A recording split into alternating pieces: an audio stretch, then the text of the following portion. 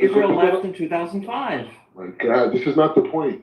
The point is the saying that what you guys saw on October 7th was supposed to actually be a coordinated attack. I just found this out before Shabbat. I really found this out from people on the inside. What actually October 7th was not supposed to happen. So who was part of that coordinated attack? Was Israel, because it took 6 hours? Hear me out. I'm gonna say. What it was that Iran has been planning. It was supposed to be next year. Was that they Israel would have a coordinated attack. Attack? Because it's no. I think Iran to get there. Okay. 6 years is a long time. But you're not. I mean, 6 hours. 6 hours. You're not to get to that location. Yeah, because they were poorly configured. Yeah, but that's on Israel. Hold on, real quick. That first of all, that's on Israel, right? There shouldn't be a black Ethiopian guy having to run 8 miles before Israel shows up. This guy ran 8 miles. Netanyahu thought it would have been a great idea, right, to bring this black guy up there that ran 8 miles without a car, right? All the people in northern Israel or that part of Israel, didn't stop him for a ride, right? He had to run 8 miles before Israel pulled up. How fucking crazy is that? How stupid does Netanyahu think people are? That shit is like the dumbest thing. And those dumb motherfuckers that were clapping without asking any questions, that was like so stupid. This guy ran 8 miles before Israel with their private jets, with their stealth bombers, with all their fast cruisers got there. Okay, you're right. That is a weird story. But the point is, what's they'll do the same thing to you, Rabbi. Come on, what's that crazy? The dude was the man. He ran, he took his fucking shit, and he get buzzing, man. That's true. It's a weird story. It is a weird story. Talking about, man. Come on. Do we agree that story is like so fucking stupid? And the people that I don't think it's stupid. Something is wrong. What happened? He was a victim of hubris. 8 miles. He forgot that he owned a car. Did he not own a car? Where's his car down? He didn't have a car. We agree. It's hubris that caused him to do that. Israel was so stupidity. He was stupid. Yes, they didn't think that. Look, they had He forgot about cars. Run Forrest. He forgot about cars. His hubris was going so crazy that he forgot he had a car. They had women on the fence saying, "Hey, people are testing the cameras." They sent it up the line, and what came down? If you give us another report like that, we will court-martial you. There was such hubris in Israel that, they were misguided. That they had cars. Well, they didn't even have tanks. They didn't even have the right troops near. What about cars? What about motorcycles? They shot the cars. The idea. This is like that's what I'm saying. They shot the cars in the house. Shoot the cars. Yeah, they did. We know that they enacted what's that doctrine that they have? The Hannibal doctrine, where they fired upon their own civilians. Like, what I don't get. Oh, it's not on those. No. Stop. Listen. Stop. I don't get. But how is it you guys I don't get how you guys are so habitually exposed. But it's like you think that we're all just like stupid goys. We're all just gonna believe you say, oh no, we didn't do that. So we're like, we know the BBC has reported this. The Israeli military themselves. And you're still interrupting me to say nothing, right? The Israeli military themselves have admitted, as well as the Israeli police, that yes, the IDF fired upon its own civilians, fired upon its own troops. No, I was asking, show the evidence, bro. We know the type of weaponry. Holy shit, we know the type of weaponry that Hamas has. It's not enough. It's not enough to melt and completely. Oh my God! It's not enough to melt and completely blow houses. It's the same way. It's the same. Show us data. You guys keep doing this. Oh, show me the data. The people have exposed you to. Can you stop? Exactly. Yes. Thank you. Yeah. You guys have been exposed so many times on this issue. It's the same way that we prove. You're still interrupting. Imagine. This is how Jews always behave. Oh yeah, if we interrupt you long enough, you'll lose your train of thought, and then everyone will shut up, and then we'll be right. You said you're Jewish. You told me you're Jewish. I am part Jewish, yes, but I'm not a Jew. I'm not the child of Satan. I'm like you and Yaakov here. Anyway, like I was saying. This man mean Yeah, you guys are children of Satan. 100%. 100%, you guys are children of Satan. And you wouldn't be arguing with me if you shut up and let me finish speaking. Okay, McLovin is gonna finish this. Thank you. It's the same way we debunked that nonsense that you guys said, oh, the Christian hospital was blown up by a misfired Hamas rocket. Hamas does not have rockets that do that type of damage. Hamas does not have rockets that can just come. And you're still interrupting. You can't even last 5 seconds, dude. Like Jesus Christ, this is an Auschwitz. No one's pressing you right now. Anyway, Hamas does not have weaponry that can completely just melt cars, houses, total them to complete destruction. Only Israel does.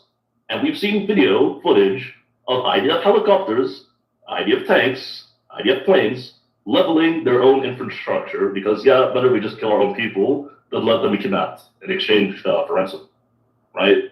You've made it clear. We don't care about hostages. You made it clear that, actually, there were people in your government that knew this was going to happen, allowed it to happen. That's why one of the concerts was mysteriously moved to that specific location. What is it, like almost 24 hours or something like that before the attack occurred? We know this. You guys basically let this happen as your excuse that, oh, let's just kill, was it 200,000 Palestinians now? And yet, to Lonzo's point, we still have dumb cocks in the U.S. government clapping for you, saying, oh, poor Israel. But we know why that is. Because you guys have bought them with your fucking lobbies, AIPAC, B'nai B'rai, and B'nai B'rith and all this crap, I just don't get why you deny that this is the case. Everyone with half a brain knows this is the case. It's whether just enough or whether the...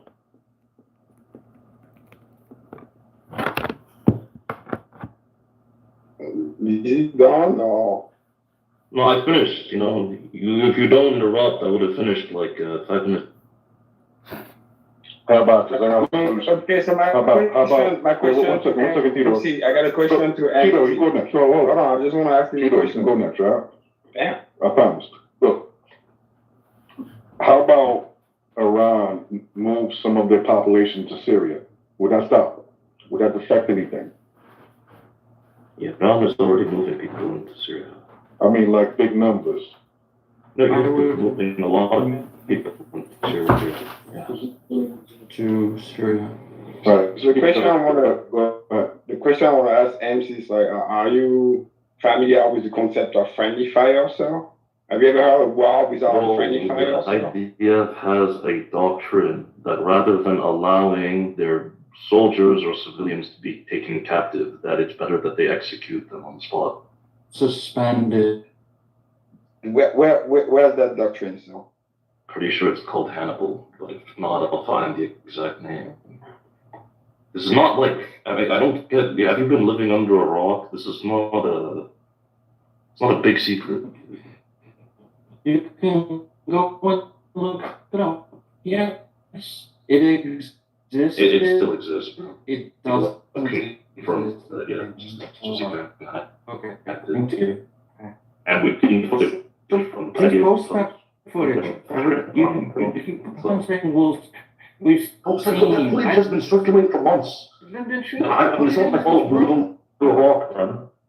I haven't seen it. Show it to me. I would want. Lonzo is, in fact, what are you saying? Lonzo has shown this footage multiple times in his rooms. IDF shooting at Israel. Yes, of Israeli troops firing upon, Israeli helicopters firing upon the I'd love to see it. And this has been confirmed by Israeli police. You're on your phone. You're on your phone. Okay, so you're on your phone, right? Or laptop. You can Google this. Find it in about 10 seconds. This isn't like, you have to be living under a rock to not know this, huh? Or, more likely, a lying, dishonest Jew, which both you and Black Rabbi are.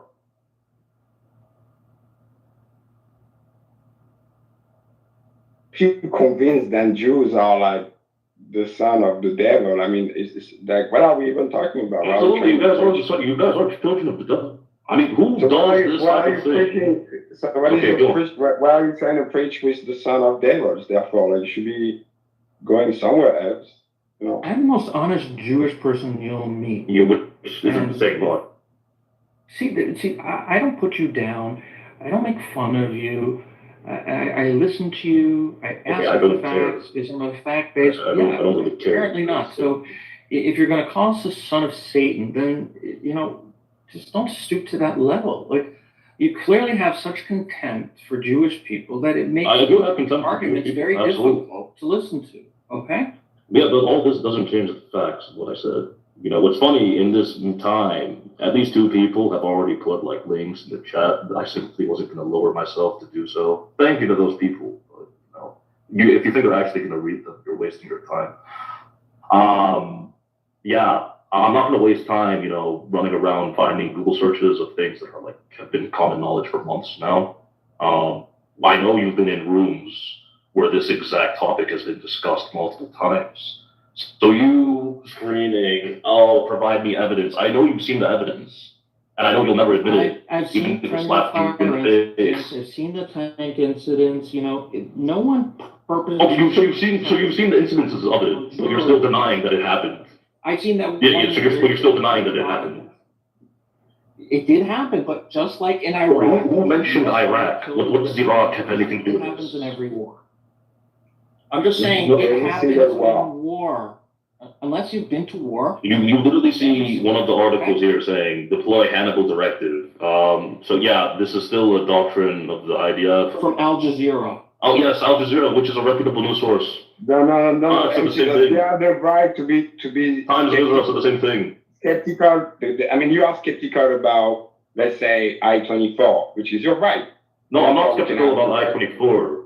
They do report real information. They just twist it in a way that it makes Israel look good. But the hard information there is And factual. if we feel that, Al Jazeera do the same and trying to make the Muslim world look good.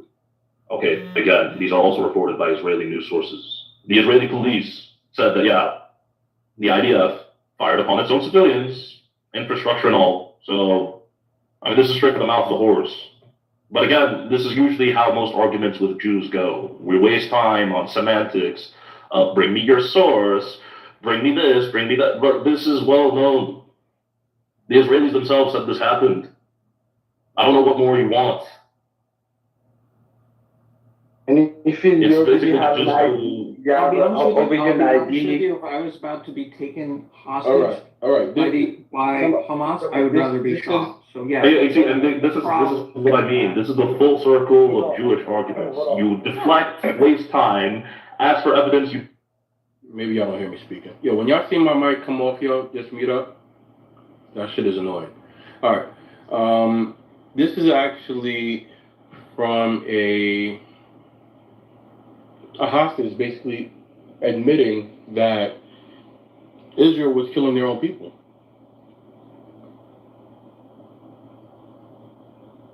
I put the link in the chat.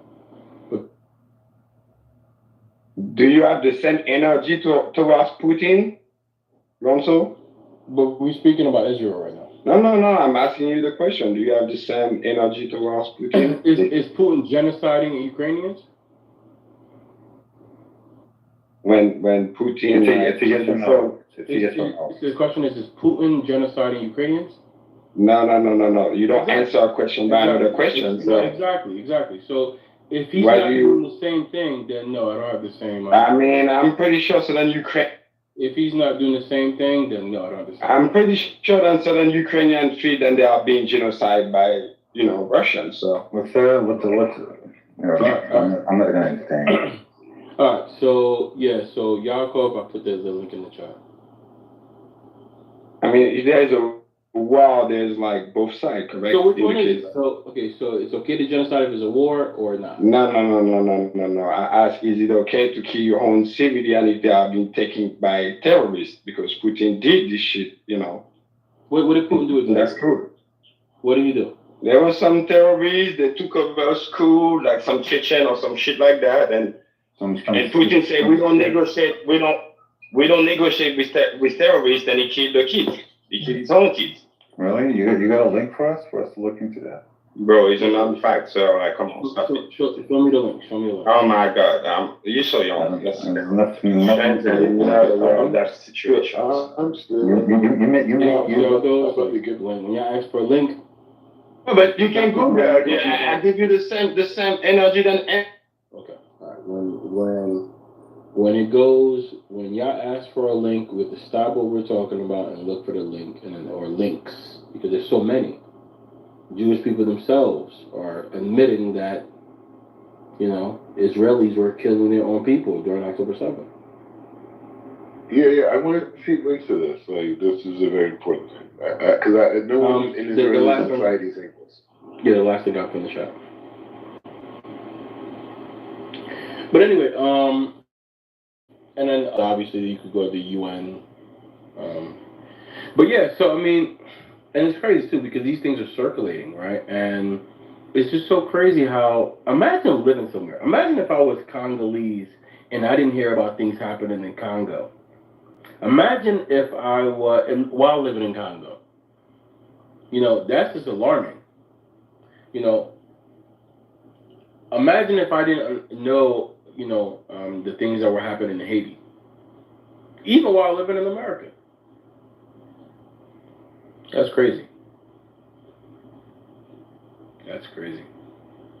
So it's either I'm brainwashed and I don't even know what's happening in my country while living in that country, or I'm just oblivious to it.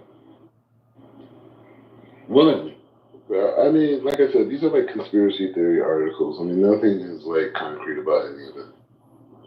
What does Netanyahu have to say before it's? No, but I'm just saying. I mean, bro, like, what did Hitler have to say? This is a genocide. Oh my God! Why do you have to go to Hitler? No, because I mean, when you talk about Netanyahu these days, that's basically Hitler. He is Hitler. Because of Gaza? Yeah, I mean, Hitler is Hitler because of Germany. Imagine a German saying that to you.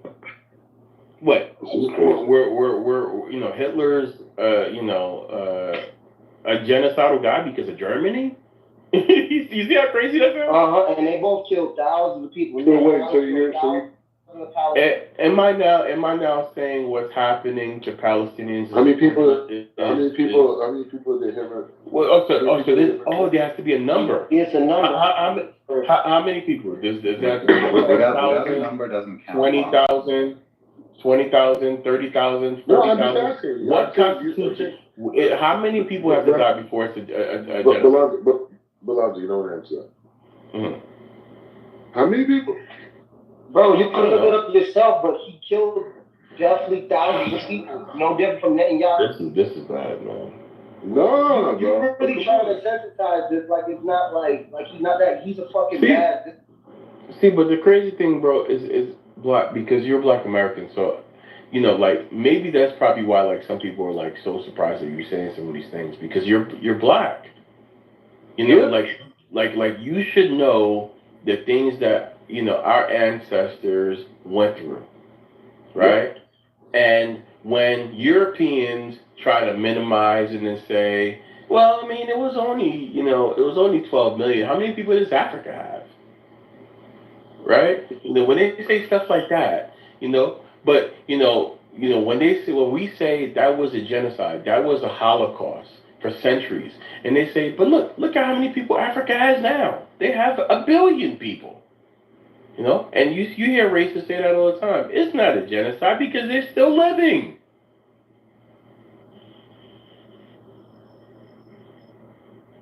We hear that shit all the time. But also with the sensitization of it, like he's making it seem like it's no big deal. It is a fucking big deal. People's innocent lives are being destroyed and killed because of their ethnic background. That's just what it is.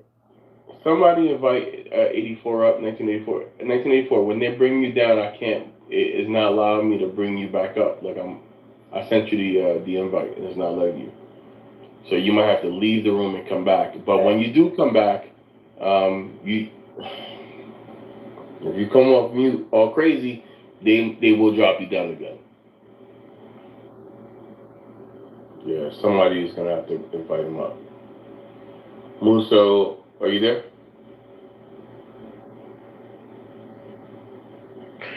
Well, so anyway, I understand that, but it's just crazy, like these comparisons, though. Like, I'm like, because I'm a black person, I'm like, Rabbi, can you hold out Could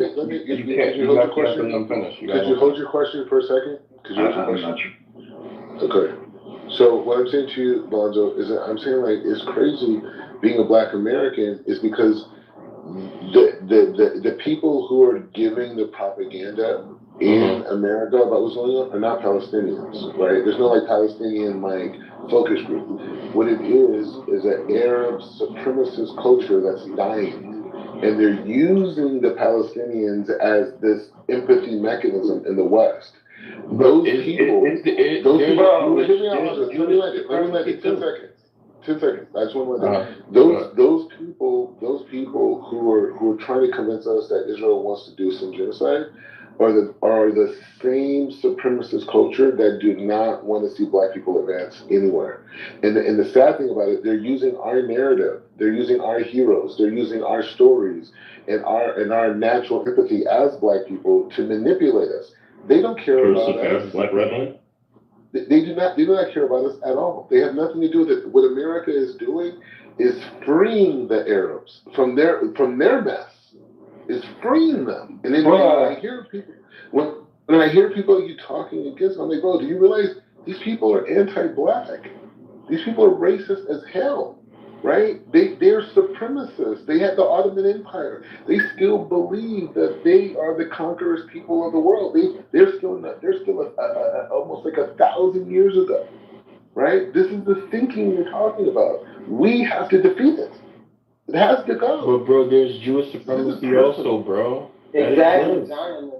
Jewish supremacy where? That's basically Zionism, bro. It's like, bro, but like where? What? Some Jews want to come back to the black. Wrong is. Like, all right, let me play this clip. Hold on, so we can see if there's such a thing as Jewish supremacy. Hold on. Because people don't think that. One of the most racist countries in the world. Let's look at some of the polls.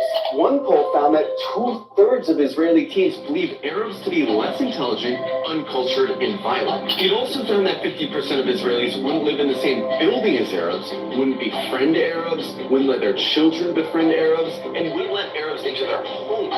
Another poll found that 60% of Israeli Jews want segregation from Arabs. Another poll found that half of Israeli Jews agree with the statement, most Jews are better than most non-Jews because they were born Jews. The poll also found that 88% of Israeli Jews would be disturbed if their son befriended an Arab girl, and 90% would be disturbed if their daughter befriended an Arab boy. This poll found that about half of Israeli high schoolers don't think Arabs should have the right to vote.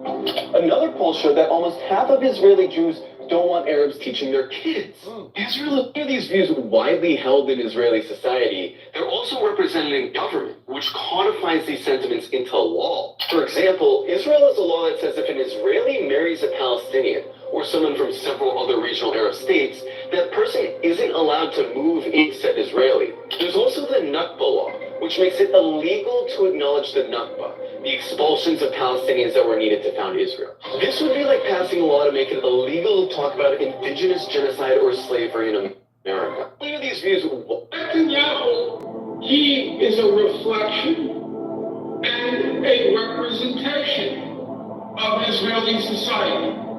He's an obnoxious, narcissistic Jewish supremacist. If you look at the Israeli society, I'm not talking about the people at the helm of the state.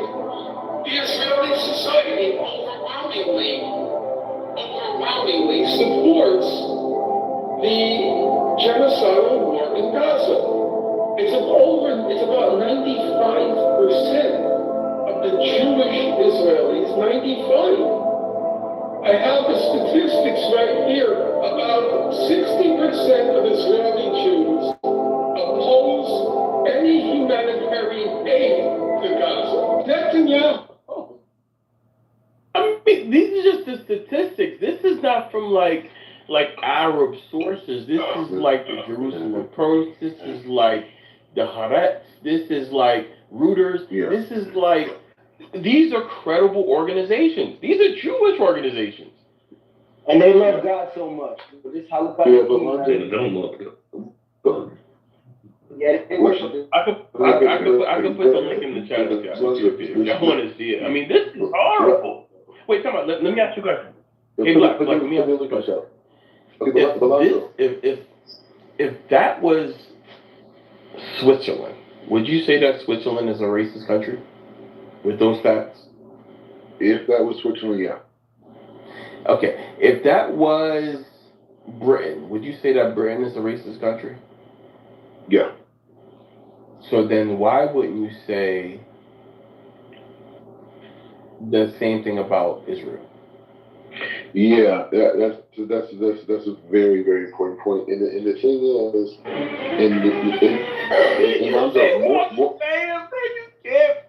but Lonzo, we're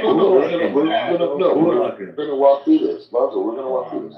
Lonzo, the key thing is more important than my response is your line of questioning, right? Okay. Because you asked me about the statistics of Arab and Jewish separation here in Israel, and you said, well, if this was Switzerland, would you say this? If this was Britain, would you say this? Other places, whatever.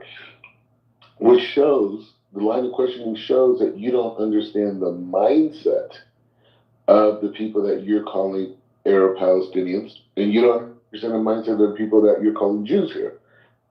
Because it's not racism in that way that we understand in America. Right? You not hear this? This is crazy, man.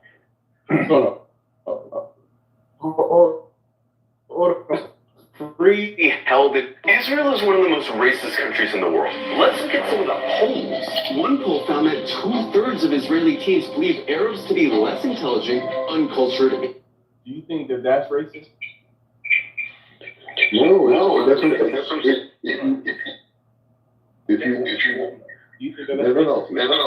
Again. What I'm saying to you is very simple. Dude, fix your mic. I just need to record it. Yes or no? Do you think that that's racist? Yes or no? As it relates to Israeli society, no. Okay. It's not based around race. It's not race. These are people. Israel.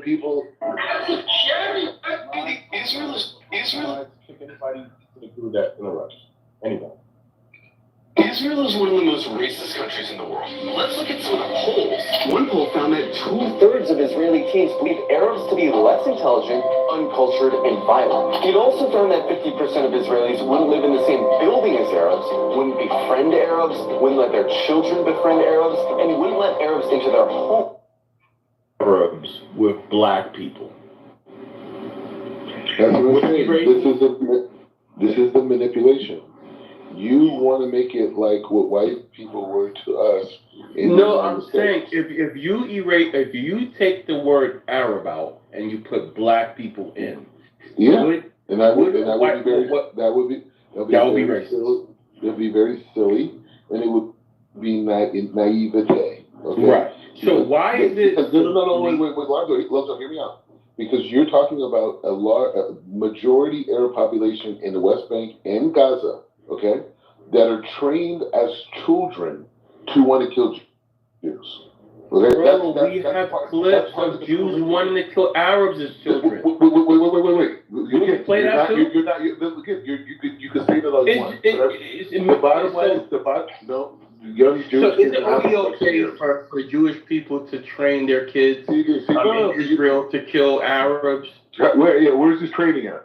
What schools? All right, hold on. This is so sad, man. How many rooms did I have about this? About these kids like saying, when I get older, I'm gonna kill Arabs one day. Okay, that's it. But I want you to show me. But getting taught by different IDF soldiers to do that. Oh my God. Okay, fine. I'm not saying that. This is I'm saying these kids. Oh my God. These kids in the West Bank. Why?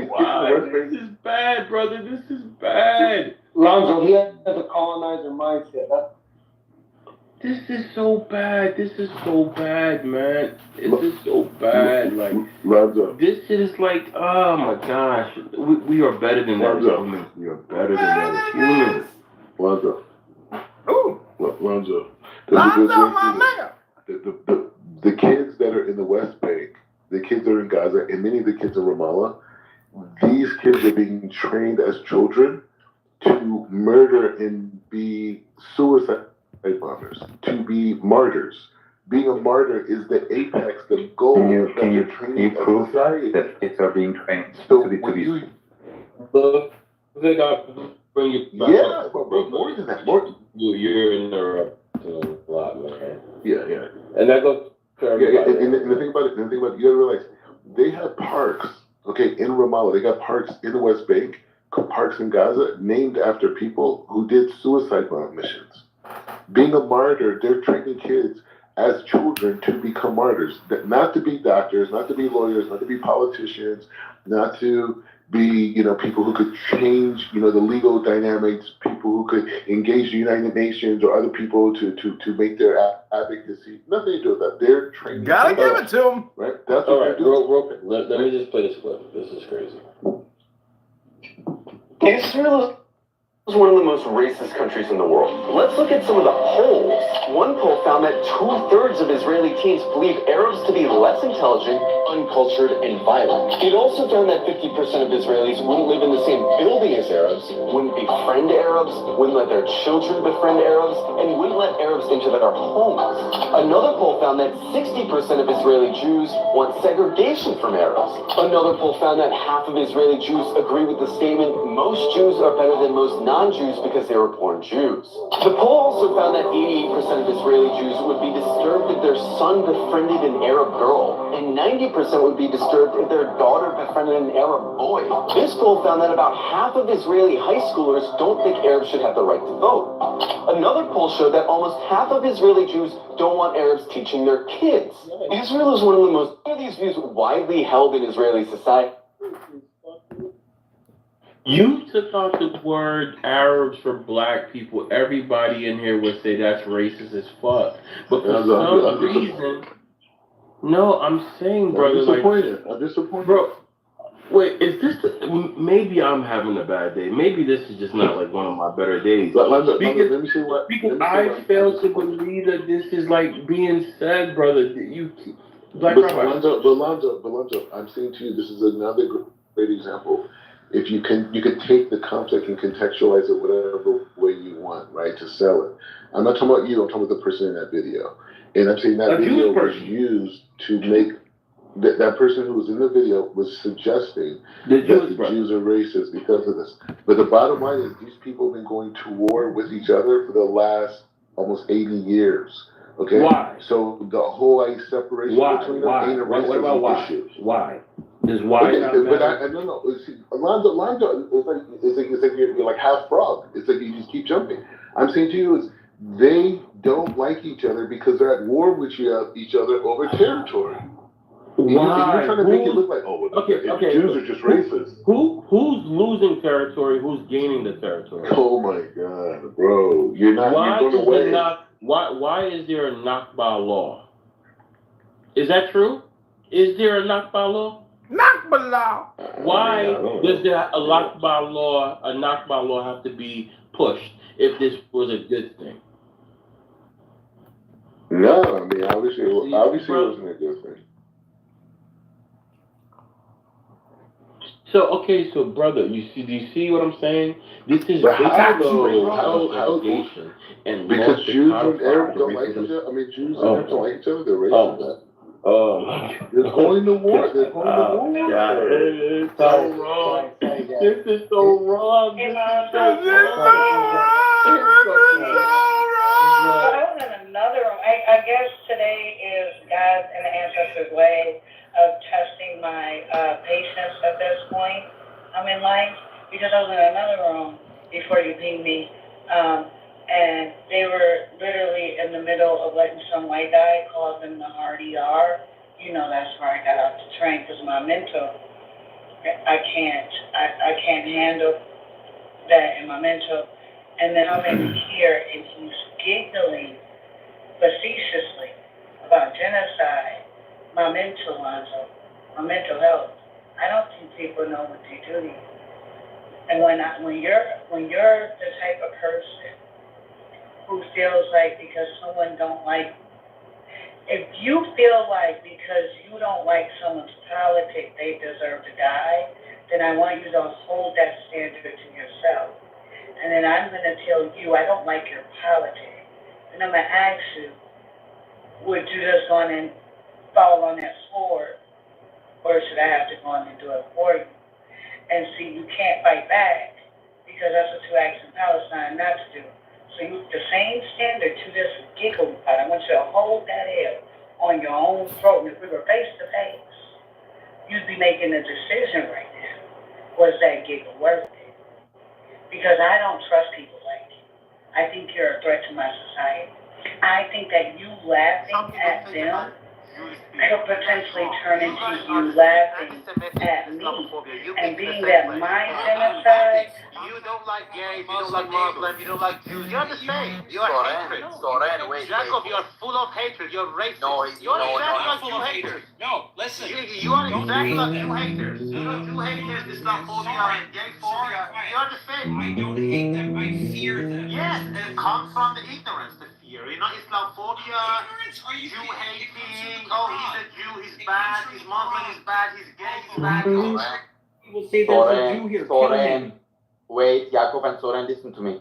First of all, I wanted to say, first of all, 1 point, okay? Or 3 points, or one. I will start from the one. So, point A, it is exactly happening in Austria, literally happening, even far more. Yeah, I know. But wait till they're the majority. So, first of all, that. Second of all, I am living in my bedroom with high-speed internet and cozy couch. You're correct.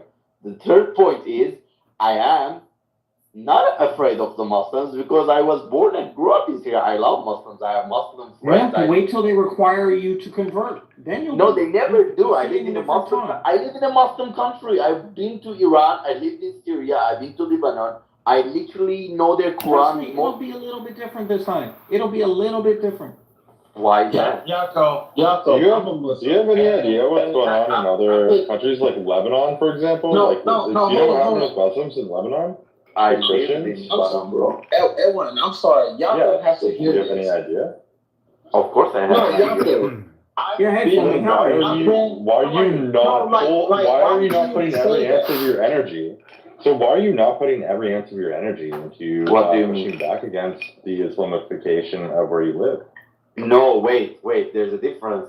Because, I'm not joking now, okay? Now I'm gonna be serious for 2 seconds only, and 2 seconds only.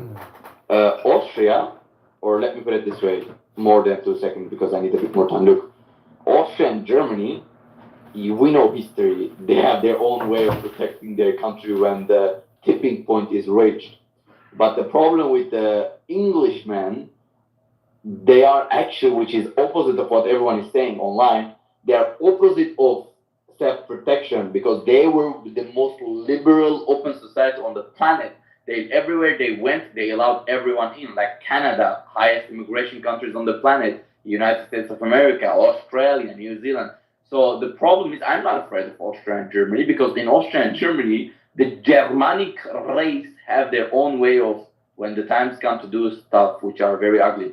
But the British, that's fucked up. They never did self-cleansing anytime, anywhere. No, I just want to talk. Fleming, They're not doing. Alex, No, like Yaakov, They're not doing Yaakov, listen about that. Let me explain. No, Yaakov, Yeah, because of you, I will not visit this room anymore. Okay, Because fine. of you. Okay. Yeah, fine. because, I'm bro, allowed like, to express that's- my opinion. I've never disrespected any Jewish person. I've never I done am that. expressing my personal fear. Okay, that's fine. So I you am feel not- that same way hold about on, me. Fleming.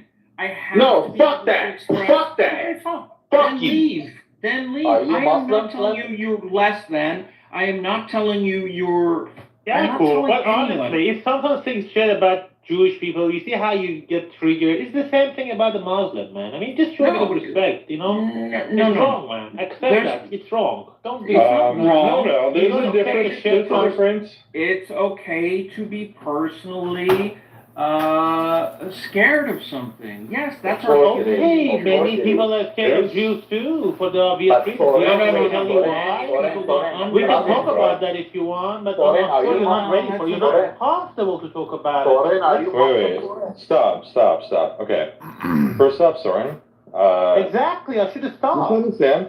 Yaakov should have stopped You have to too understand. about his phobia. No, wait. You have to understand that there's something very different from someone like Fleming versus someone in the UK. Your dog for is example. so beautiful, bro. Congrats. Thank you. He's the best looking dog. Yes, right? Oh, fuck, even he left. Jesus Christ, Soren, you scared him away. But yeah, you have to realize there's a big difference between someone like Fleming, who's a Muslim in the United States, and someone who came to the UK from like Syria, who's a Muslim, who can't really like assimilate or learn the language. Can I tell you something, Evan? Yeah. That's the problem that you guys don't get, by the way. Actually, the least of your fears in the West, which is so hilarious, should be the Muslims from Syria. You know why? I tell you why. I come from Syria. I'm a Christian. I'm a Christian fundamentalist, far right. You can even tell me that I'm ultra far right when it comes to matters of religion, with some exceptions. Exceptions. Bro, we, the Syrians, are so poor. We don't know how to take over a government. We don't even know what revolution means. And we all, bro, we had one of the wealthiest countries on the planet and we failed. Syria should be the least amount of, I'm giving you a spy advice. Consider me a spy who spent most of his life in an Islamic country under Islamic law and with Islamic people. As a Christian, I'm telling you, the Syrians should be the last of your problems. Some mostly young Syrians, unfortunately, due to the war. So the war started when people were like 12, and now those people are 22 or 24, and they come to Western Europe and do stupid shit that they would never have ever done in Syria because either their family or their street or their community would rape them if they done it in Syria. But because they were unfortunately missed out on school and education, and they didn't have this family community where normally we used to have before the war because everyone left and traveled. So they're doing fuck-ups, but they should be the last because that's really individual fuck-ups. But the most worst enemies that you should really fear are, you know who? Pakistanis, Afghanistan, Chechnya, because those people know how to do not state but fail states. They're so good at creating a status quo of a failed state of no human rights and keeping it ongoing. Look, you will never fear Persians, Iranians, because they're Shia, and actually, regardless of Israel and the Western war, Shias and Persians are the best suitable Islamic sect that can integrate in the West. The worst part is this, with all due respect, I have also friends from those ethnicities, but Pakistanis, Afghanistan, and Chechnya, those are really dangerous, in my opinion, even though I really... I agree with you 100%. So, okay, we're on the same page. The one thing that I would say is that Syrians kind of have a bit of a bad rap right now because of that random Syrian guy that was like stabbing children in a playground in France. No. Like, I get it though. I don't see a lot about Syrians. Chechens are actually like, I fear them the most. Yeah, they're Pakistanis are kind of pathetic. Like, they just keep trying to find like fucking 13-year-old girls to fuck and then keep getting caught by like pedophile hunters. So they can keep going to hell for all I care and keep going to prison. It's just fucking, and they can keep having fucking spastic kids because they're fucking their cousins, whatever. But Syrians, I understand like the point of view that you're coming from. I agree with you. Yeah, and the worst one, you know who the worst one is? The most essence dangerous one ever? The Turks. And I'm not saying because I'm biased, because I'm Armenian. I will tell you why. You don't have so much in the UK, but Germany, Austria. Bro, the Turks are so fucking... They are the most #1 infiltrators. They don't do bullshit, like you don't see them on the news raping children or slaughtering or all that. But bro, they are so good. They come to your country, they study, they become state agents like police, bureaucrats, politicians, blah blah blah, and they take over the country, and even the companies, by the way. And you won't even. They work hard as fuck. Look at them. They came from Mongolia. They came to Anatolia, which was called the Armenian Highlands. Anyway, they genocided the Armenians. They genocided the Greeks. they genocided the Kurds, they genocided the Assyrians.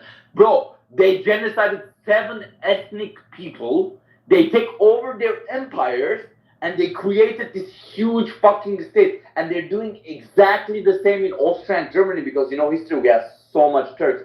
They're demos. They don't do crime. That's worse because then you can accuse them and deport them. They're really peaceful in that manner, only very like rarely. But bro, if you're afraid that your country be taken over from inside, there are 2 people that do good at it, the Jews and the Turks, and that's why they're allies in secrecy. No, I get it. So I agree with you. You're completely correct. Yeah, the big thing for me that I find like very bizarre is, so have you been paying attention at least like to what's going on in the UK right now? Like I'm in the UK right now. Yeah, I'm seeing the news. I'm so sad. I'm horrified. I'm angry. These are like the British. Like they're the people that have been here for over 1,000 years, right? This is like their ancestral homeland. I know, yeah. And their government is currently just calling them far right, even though they're not far right. They're just regular Brits. You know what's worse? The police that are literally, bro. Oh my god, if I was in the UK, bro, if I go to the UK, if I was in the UK, I would be either shot dead or hanged, bro. The police, criminal terrorist police, are white British people enslaving their fellow white Christian people because they're Democrats. Those people, I don't want to advocate for violence, but if it was in my fucking country, they're legitimate to target the shit out of every single betraying, treasonous bitches. Yeah, 100%. 100%, man. Son of a bitches. It's treason. I mean, look at them. They don't have mirrors. They don't have mirrors at home. They're fucking white Christians attacking white. It's crazy. For who? Today, the Catholics and the Protestants in Ireland met together in Ireland. So Northern Ireland and the Republic of Ireland, they met and they had a march together in solidarity. That is like historic. That's like the craziest fucking thing I've ever seen. Yeah, imagine things are going to kick off here like you've never seen. Yeah, if you unite the Catholics and the Protestant Irish, imagine what the real threat and the dangers that the people woke up to. It's hilarious. It's dangerous. Keir Starmer is going to get ass fucked by the British if he continues down this path. It's going to be glorious to see, actually. I can't wait for it. The problem is not that. I tell you what, the problem with your country is far worse than any other country because your entire, bro, you need a revolution against the entire fucking system. He is bad. The conservatives are worse. 10 years, they imported 12 million people, and they should be the people of the hard border and rule of law. Bullshit, bitch. Both of them are sold by the same NGOs that are run by the Israeli government to allow this mass migration, and the replacement theory is correct. But the first thing you need to do is to shoot the entire royal family. They're the biggest bitches. They take hundreds of millions and billions, actually billions of dollars to protect their country. Instead, they're empowering those treasonous politicians to do what they're doing. The royal family must die. The Republic of United Kingdom must revive and must thrive. So posted. Okay, so if you want to look at like the World Economic Forum and like their plan, basically what the UK is abiding by. The thing is, they fucked his ass in the West. No, but Klaus Schwab's like father was a Nazi. He wasn't Jewish. I know, and even NASA created. This isn't a Jewish plan. I know. For you to know. I know. This is 100%. I know. Like a continuation of trying to destabilize the West from like a communist, like post-national standpoint. Bro, I will tell you something. I will tell you something. You're gonna laugh at it, okay? Actually, in 2024, communists are far more nationalist than these bullshit neoliberals. Look at China, bro. They're ethnically cleansing everything that is not Han Chinese, like the Turks with the... Bro, it's so crazy times that we live in a time that so-called capitalist Westerners who should supposed to be the masters of racism, are actually 100 billion times less racist than the so-called communists that don't even believe in ethnicity and race. It's so funny. China, North Korea, all these countries are wiping everything that they regard as a virus against their own race. And in the West, it's neoliberal. So it's not even communist. It's far worse. Communists are far more nationalist than the bitches of the World Economic Forum. It's hilarious. Yeah, no, there's got to be some. They're like the new enemy of the state. You need a revolution, bro. That's what you need. It's happening. We're in the middle of it, dude. I wish. It's fucking serious. No, wait. Check this out. What is happening right now seems out of control, but watch what happens in the next like 8 weeks in the weekend. I have a feeling that there's like a 50% chance that Keir Starmer steps down as Prime Minister of the UK. No, nothing. No, it can't happen. He made history. 50%. No, 50%. He made history. He was the highest winner since like 200 years. No. It's not No, he wasn't. No, he was actually one of the lowest voted. He had less votes than Corbyn did. Yeah, but who else is there as an alternative are far worse? You had an Indian billionaire saying that I had poor people as friends. I know what being poor means. Bitch, go suck a dick and go back to your No, the Tories are done. The Tories are completely done. I think Farage is gonna come. He's a good one. He's a good one. I hate him, but he's a good one. I don't have any change for him. It's a really good option. It's a really good fucking option. He's smart, strong, and he did the impossible. I hate Brexit, and I hate him personally, but I really appreciate and respect, and I respect him, and I know what he can do, and he's first time voted in as MP, so he's never been MP before. Actually, it's so funny. He got like 15 million votes, but only 12 seats. It's corrupt system. The monarchy must die, and the new popular vote system should be installed in the UK. Yeah. It's a fact. It's not going to go well. It's not going to go well. And he can do it, by the way, because if he took the British out of fucking EU, which the British were a founding father of, he can do it. He needs a new popular vote, and the argument is there. It's a corrupt system. No new politicians can enter. If it was not for Farage fame, he would have never. No one else could have done it, and only Galloway did it. But Galloway had the Gaza. No, postage in. It's gonna be a referendum. I know exactly what's gonna happen. That's great. It must be the system must change, and the corruption of the UK political establishment. There should be a revolution. I'm telling you. You're saying you're in the middle of it. I hope there must be a revolution. Britain must be back. That's what I'm saying, but not back like the way back. But yeah. No, it's crazy what they're doing right now. Like with Keir Starmer doing a speech saying that they're going to clamp down on the far right, and they completely ignore the fact that 3 little British girls were stabbed to death, and 8 other British girls were stabbed. That's their tactic. No, they tried to throw it under the bus, and that's their tactic. Doesn't work. But I know, but it doesn't work this time. It's not working. Though. I'm not sure. I really hope what you're saying is right. I hope that, because Europe is heading. I'm on Twitter. It says Elon Musk just tweeted Europe is heading towards a civil war. I'm telling you, it must happen. Yeah. There's no other way around it. No, that's where we're going. I would say within a year, 100%. You're gonna start seeing terrorist attacks from like both sides. It's gonna be terrifying, dude. Yeah.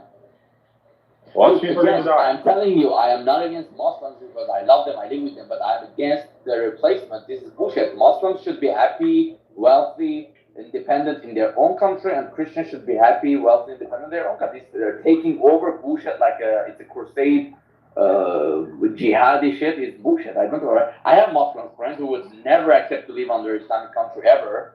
So they're here, they apply for refugee, and they're refugees. I agree with you. Like I'm actually, I'm not against Islam. Like you might see me on here like being very, I push back on it a lot on this app and stuff like that, but I do have Muslim friends and I have people that I like. I know that the majority of Muslims are very good people and they just want to live their lives. They just want to be a part of the communities. They just want to. Yes. But then there's the issues that we have, and with the amount that they're bringing in to the UK, it becomes a bigger problem, man. Yeah, the merit, the negative merit, you mean, that they're bringing in is horrible. It's only hurting the Muslims, to be honest. Yeah. It's like, what, you want to bring in unvetted people from a fucking third world fucking war zone? Yeah. And think that that's going to be okay? That's not going to go down well at all. It's going to be a disaster. So they're going to get targeted and they're going to be fucking attacked. And I'm not for it. I don't think that they should be attacked. I think that the Muslim community, it only makes them more alienated and they don't want to be a part of it. You know? Yeah, you know what we need? You know what we need? Yeah, you know what we need? Can you hear me? Yeah, I can hear you. We need people like, what's her name in America? Candace Owens. We need, because we need like Muslims to do what she's doing. She is from the inside, critically, constructively criticizing her own, like the people where she belongs from, the culture that she belongs from. And then I think we need smart, well-educated Muslims to do the same. So no, you're completely wrong. Yeah. No, you're completely incorrect. What you need are for modern Muslims to, like, first off, start checking on their own community.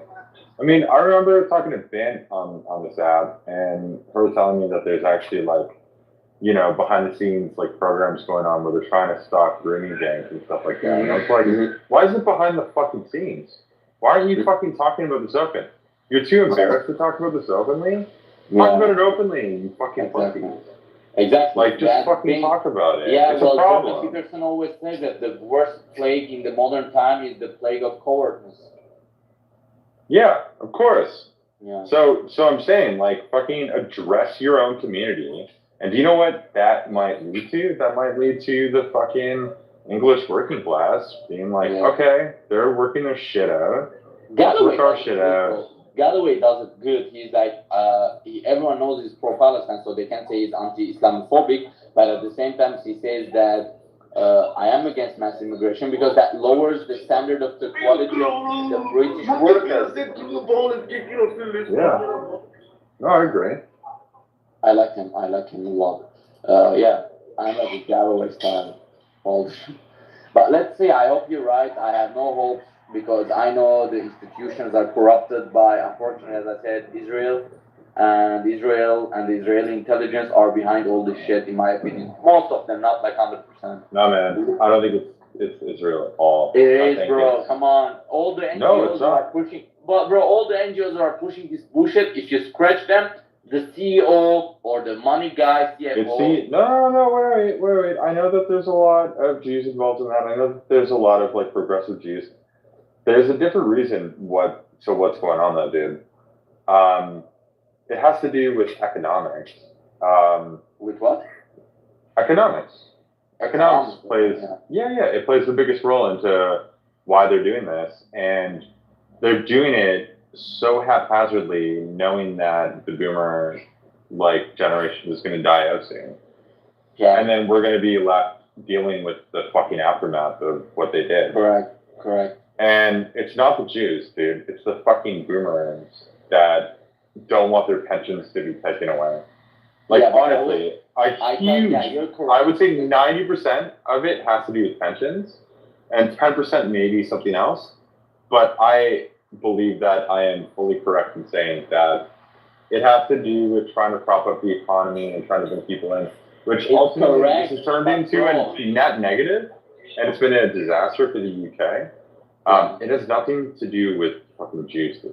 I tell you something, I'm not disagreeing with you, but what I'm saying is two things can be true, more than things can be true at the time. So what you're saying is right, but the problem is those people who are afraid of their pensions going away are fueled and funded by Israeli NGOs that actually use their voices. You're completely correct. No, you're completely incorrect. I'm sorry, man. No, okay, first off, I agree that there are Jewish NGOs that you could lay claim to having an issue with. There's many, dude. I fucking call them out whenever I can. I don't agree with this. It's not it's not Jewish NGOs that are creating the problem, though. It is literally the fact that the government has no other way to deal with the fact that we have. That's not true. I'll tell you why. Exactly. That's the issue of the problem. This theory is bullshit, and I can break it down. Look, you can import people to prop up the welfare and the pensions. Import them from fucking good countries. You have 80 to 60, 40 million Polish people who literally live in didn't want to, dude. But that's the thing, is that wealth is growing all around the world, especially in the West. Wealth is actually growing right now. That's true, yeah.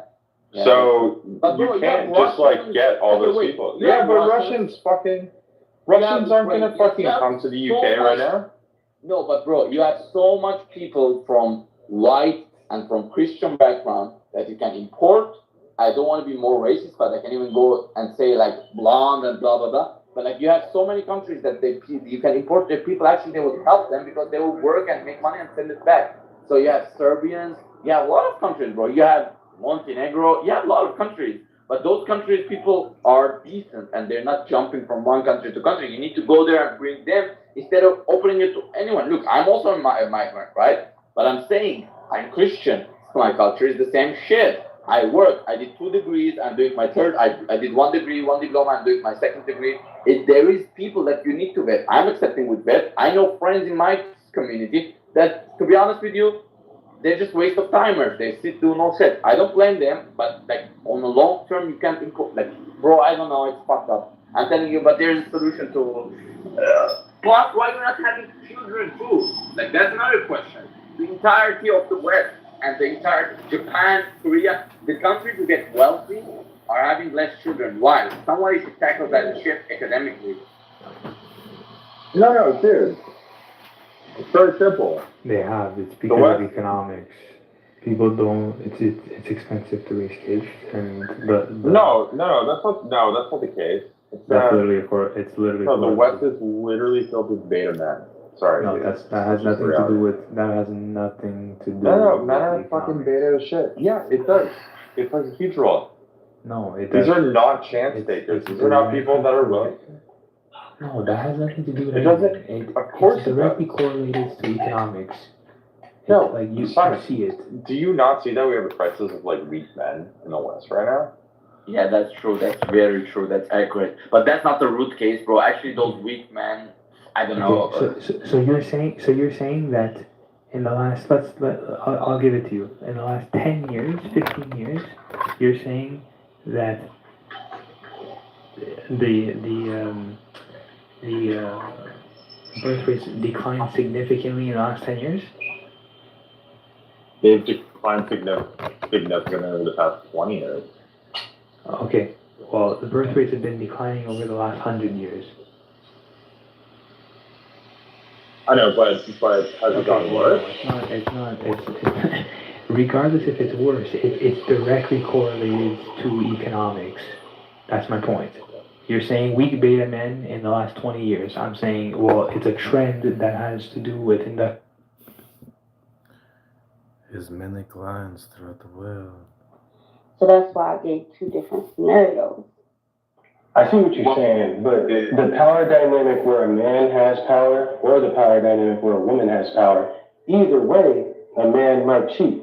So I'm just saying, like, the reason why he might cheat ain't about money. That's because whether he got more money or less money, whether or not he's going to cheat, that's about the type of man he is. Well, what Bill Gates was doing wasn't cheating, though. Like, so the arrangement they had is not cheating. Like, if you and I have an agreement, but I think I really agree with Crystal that Offset probably a lot of the way he was maneuvering was because of the insecurity. I mean, but he seems like an insecure dude outside of the antics he was pulling in his marriage. But without a doubt, though, I think that there are a lot of men who, because they don't know what role they need to play now that their relationships kind of flipped upside down, that they become insecure and they start maneuvering in ways that they may not maneuver. Right? That when these Europeans were doing these crazy things to you, it wasn't us. When when there was still a ban on people coming in to the United States, it was those people that marched for civil rights that didn't just march for themselves, right? Because ultimately, that wasn't just for black people, apparently, right? You saw that by jumping on that Civil Rights Act, that Immigration Act followed up. So when there was a ban on the amount or a quota on the amount of Jewish people that was coming into America, that ban and quota got lifted. In World War II, when all these Africans and Black Americans and Caribbeans died, they died for the side of good. And many of them died trying to save your people. So when we hear a racist reaction from Jewish people, a racist reaction from Arabs or Muslims,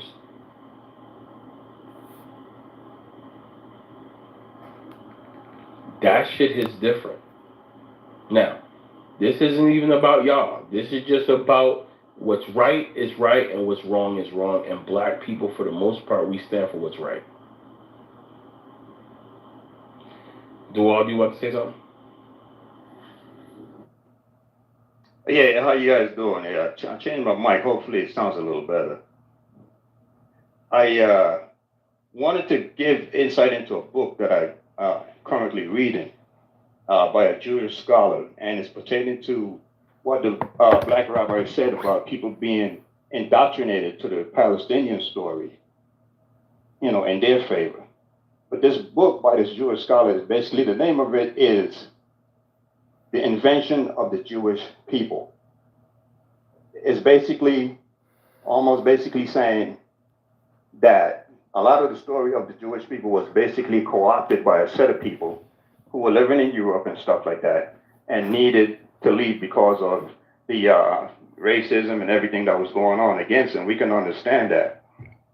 But what he said, physically, a lot of the stuff that they talk about, like the Kingdom of David and Solomon and stuff, there's really no evidence of stuff like that. So this book, if people read it, would be a good topic for discussion post, you know, reading the book. And the name of that book, like I said, The Invention of the Jewish People by a Jewish scholar. And I really don't think that any nation that really can do something is even trying hard enough to, you know, make a two-state solution, which basically shows that they don't really care about what's happening to the Palestinian people. It's basically what they want. And these people continue to suffer these decades after 1948 up until now. Nobody's really doing anything seriously. But anyway, that's all I wanted to say. If people can take a look at that book, and hopefully someday down the road we can discuss it. All right, thanks. Yeah, Glenn, you know, just really quick, because I think sure you're leaving or whatever, but I was gonna say just like a quick little like small history blurb. In 1789, I think it was, George Washington became president of the United States, right? And the thing is, today in 2024, there's over 60 countries that have presidents.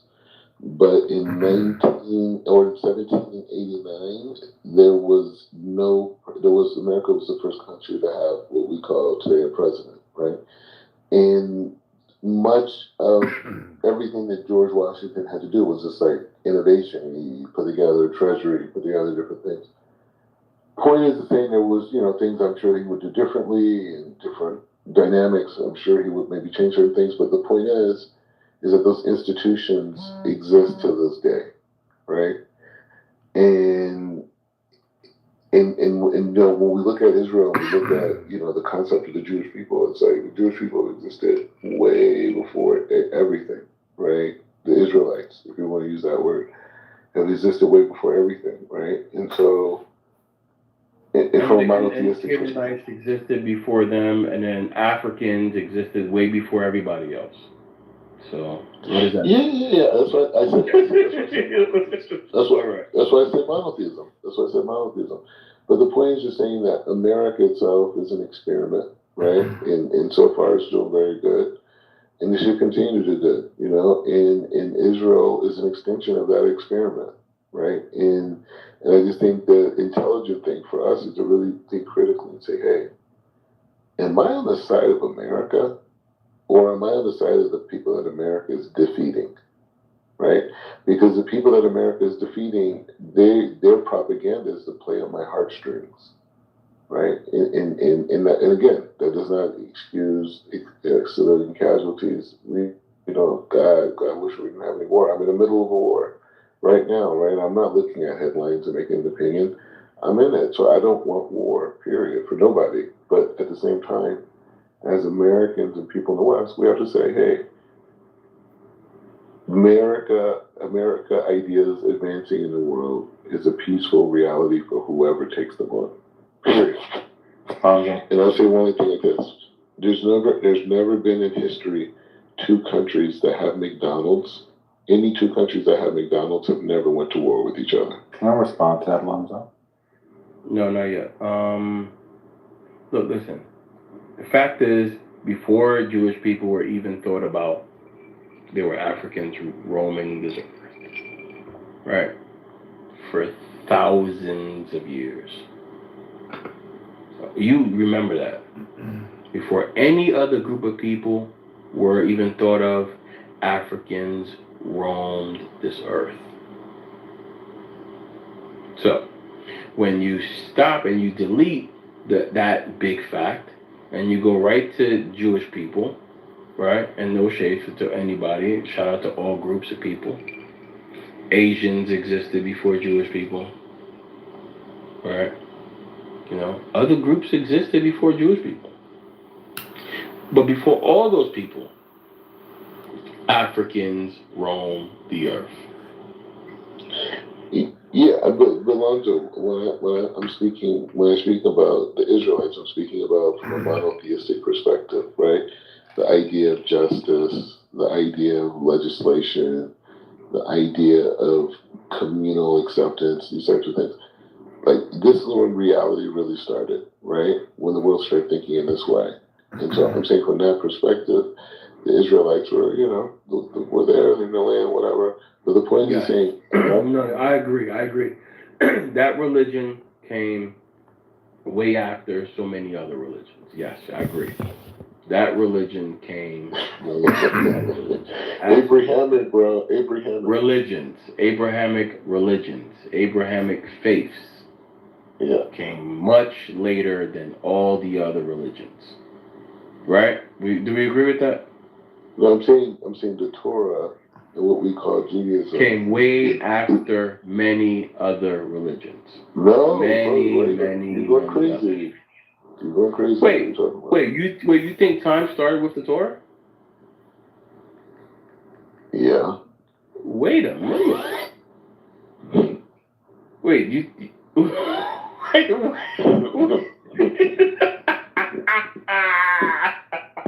Yo, he's cray on a new level, man. Dude is insane. You learn something new every day. Yeah. Wait a minute. You learn something new every day. What is going on? Wait, what? This is a new revelation, right? Yo, this is interesting, bro. Who said it's a new revelation? Oh man, you know what? What is going on? I'm gonna eat something, man. This is a sign. I'll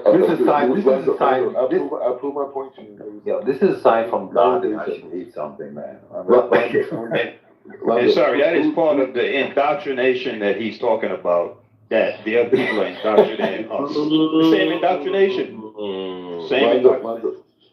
Let me ask you this. Yeah, bro. Who is the first man and woman? Who is what? Say that again. Repeat that question. Who is what? I'm asking Lonzo. Who is the first man and woman on planet Earth? Wait, Tom. You think everything started with Adam and Eve? There were no other people walking before I'm asking you. Wait, but there were other people before Adam and Eve. Okay, so there were people before Adam and Eve. Yeah, you know that, right? Not according to scripture, Lonzo. Respectful. Yeah, the Bible is plagiarized anyway. So the Bible's not the oldest text. You keep going like that. Listen. I don't even like speaking necessarily about different texts of religion, right? Because you know what I'm saying. It you know, people differ so very much that there's no answer to that. What I do know though is that before any of that, there were Africans. There were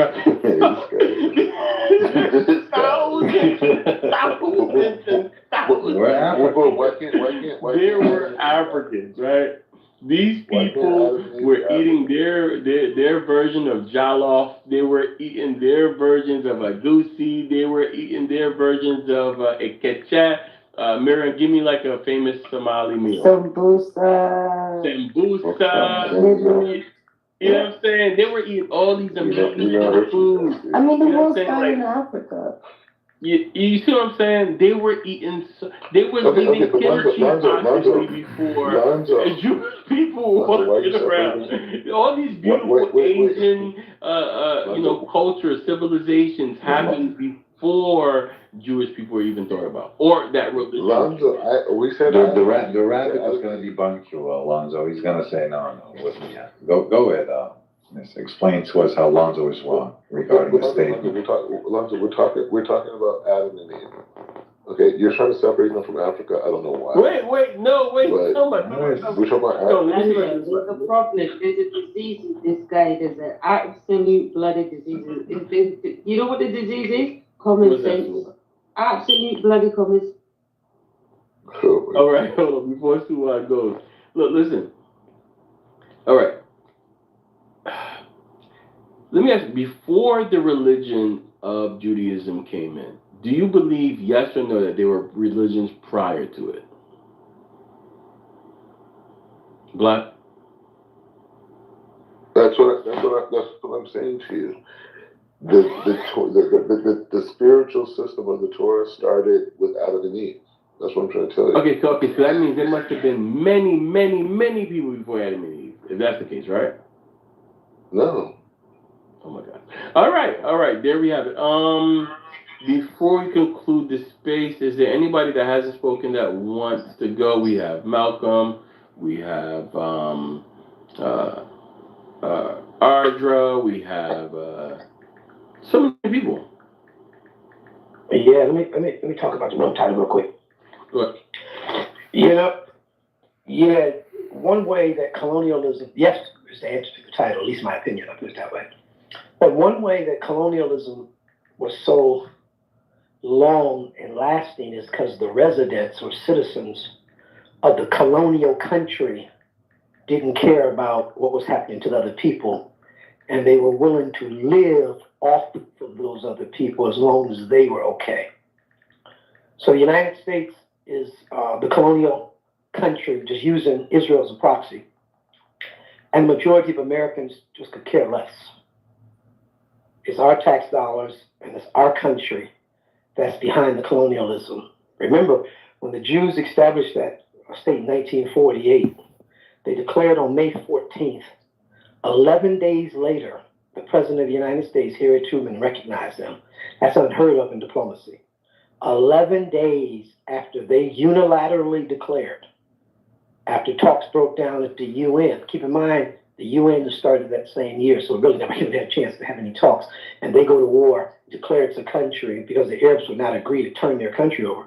And the United States has been bankrolling the European Jews in that country ever since. And it's not a great concern of people in this country. So Africa fell under colonialism because the average European citizen didn't care, because it wasn't them. And they were benefiting economically from the rape of Africa. And so we as a country, even though maybe that's not us individually, are benefiting from the United States criminality in the so-called Middle East. And so when we sometimes wonder, well, why didn't they rise up? Why didn't the people in that home country just grab a mirror? We're now, the United States citizens are now those people whose country is riding the back of other people's in a colonial situation. And by the way, I commit racism, but it's more accurately called Usakali in USA. What's up, brother?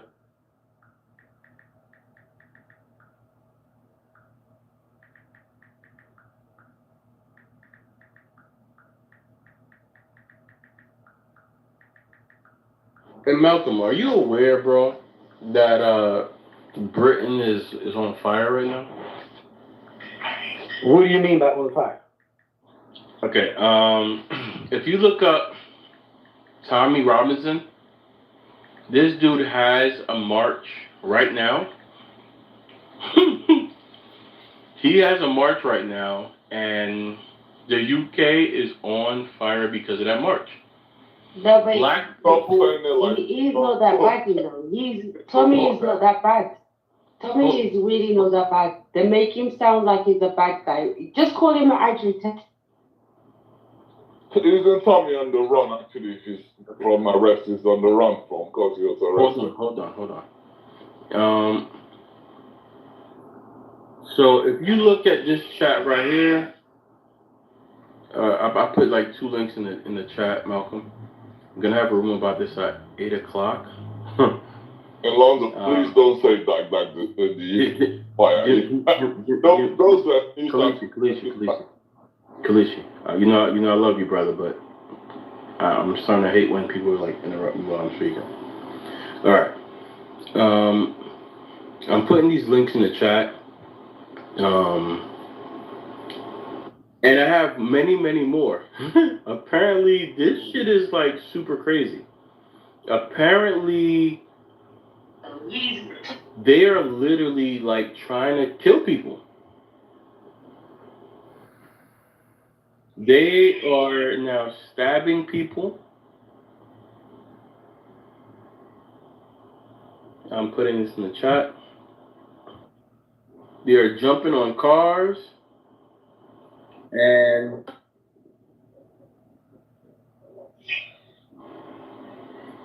something tells me there's more to this story. They want us to hate Muslims really, really badly. Now, Tommy is a racist piece of crap. But there's something more. There's something more to this. There's something more to this. I'm trying to stuff. I should have some of my boys from the UK speak on it. Yeah, because I have a question. Because a lot of them are on this app, but they just don't, really participate. But go ahead, Murray. No, I was gonna ask you if you can bring them because I don't know what's going on, but you seen a couple days of the mosque that got burned in some part of UK, and it wasn't even. It was somebody from Africa. It was some Christian guy. He did something really bad. I think he raped a girl. It was an immigrant. And they were supposed to have like a visual for her, like a late ceremony for the 3 girls. At the Taylor Swift thing, something that happened. Oh my! And I'm in the UK. Can I actually say what's happening? Why they burned down the mosque? That's not going on. He's not even Muslim. The guy that did this. Yeah, if you let me speak, I'll say what's actually going on. Stuff like just. It was misinformation by the police. Yeah, actually, what happened? There was a stabbing. Some guy, Alex Rubuk, some immigrant.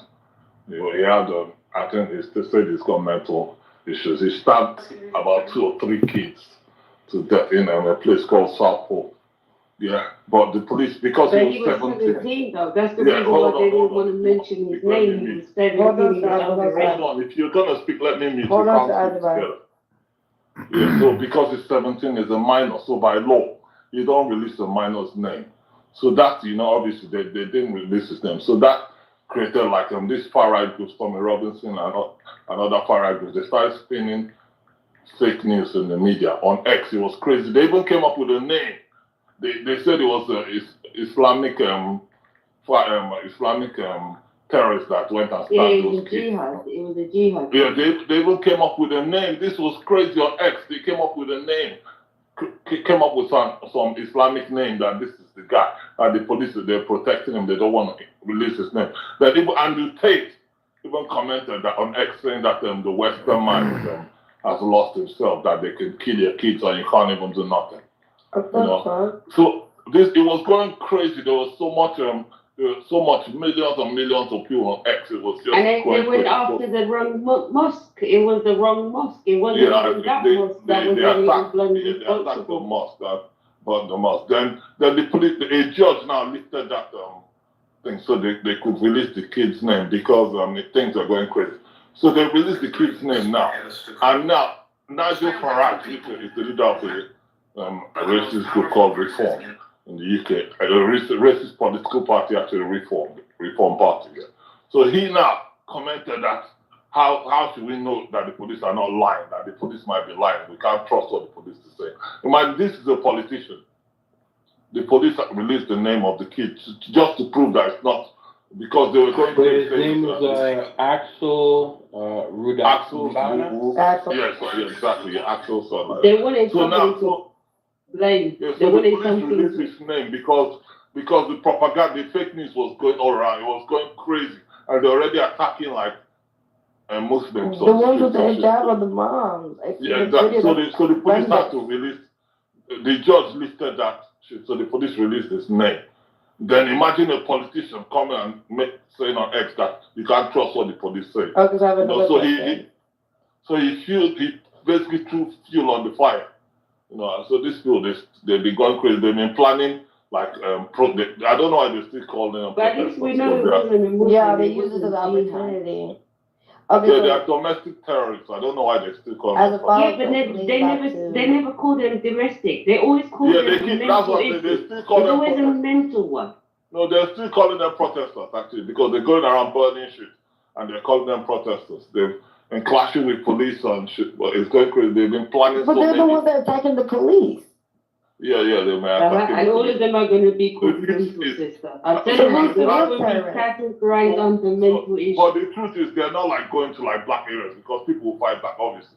So in London, they only went to like near the Prime Minister's Downing Street. They did their protest there, blah blah blah. That was 2 days ago. They are not actually going to like neighborhoods where niggas are, because people will fight back in.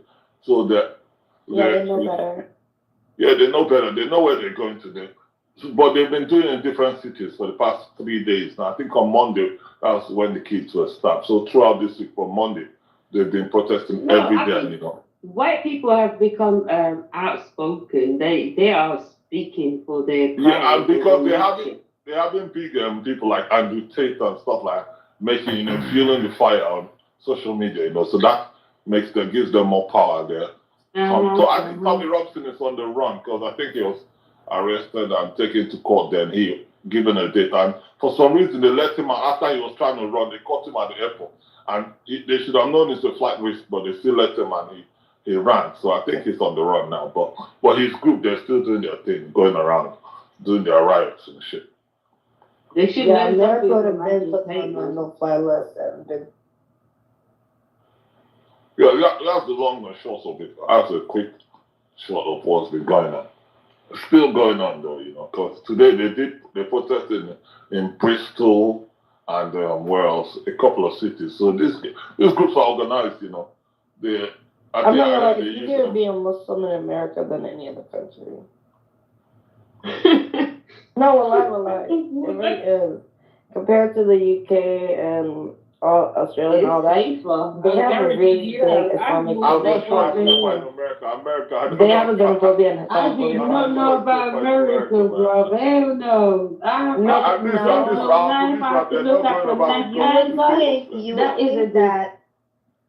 You would think they would have that, but honestly, it's not as horrible as compared to across the pond. There's no way to America. I live in America. I'm Muslim. They use the word Israeli. All right, come on, real quick. Yo, Kalechi, when I go, maybe after the UK room, we should probably have like a Nigerian room, because Nigeria is also having like a huge protest that's happening also. Yep. And some people have been shot, and many people have been harmed. Yeah, there's so many things going on, man. This is like insane. It's almost like, and I think like someplace in India too is also having like a crazy protest too, where people have been killed. Yeah, India is against Pakistan. Pakistan is the most allergic thing there's around. So there's like a tinge of Islamophobia in all of them. You know what I'm saying? Not really. Nigeria is basically people are tired of the government. So but some of the things I have, like the links I have too, like a lot of people were talking about the North. So I'll play those clips too. But it's mainly about the government, the governance. It's mainly about how Tinubu's administration is like buying private jets, and while people are barely making it. But there's people also are like suffering, and it's just Yeah. So eventually people are gonna write. And the funny thing, you see like people that used to be like people that are like, I don't know, you know who Asari is, Asari Dokubo. He used to be like one of the militants, Niger Delta, that used to blow up the oil pipelines and shit until the government kind of paid them off and gave them jobs to look after the pipeline. And when Tinubu came, he was like, this guy, he was not long ago, he was just talking shit against Tinubu. But they paid him off now. Like 2 days ago, he was on Instagram, yeah, right, or IG. He's got a video. I'll see if I can find it when he did. He was talking about, say, if anybody. So he's not only saying, he's not only not joining the protest, now he's threatening people. If anybody protests in his area, man, you're gonna get it from him, So they paid him, and he said, man, people are gonna say he's been paid. Say, yeah, so what? You go get your own. So I've taken mine, go get your own, So it's crazy. You see, this is how people are, you see. So he's been paid off, and he's not only not protesting, now he's threatening people from getting into the protest as well. So it's crazy, man. Yeah, there's a lot going on. It's almost like they make sure these things happen around Africa too, right? So that way we could take our eyes. I don't know.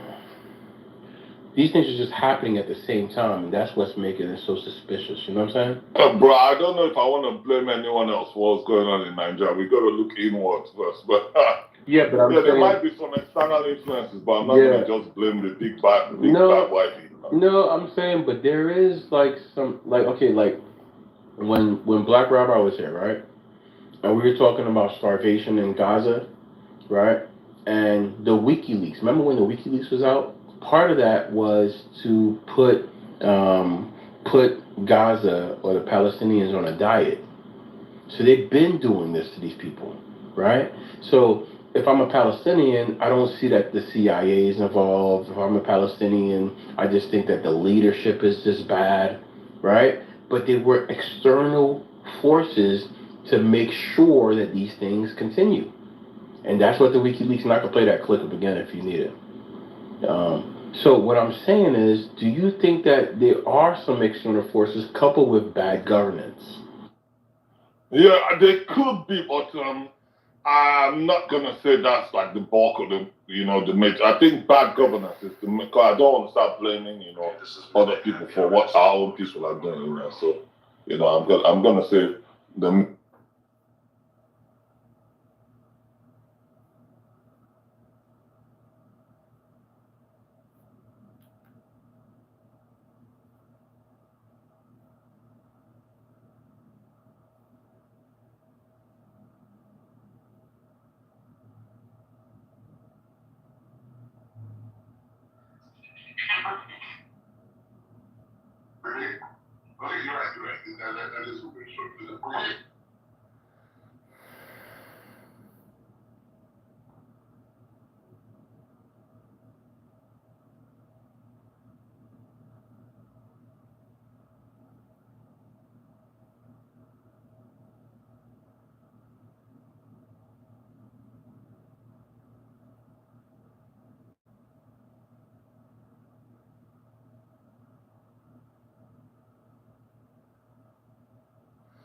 Hi everybody, welcome to Books. Do you read books?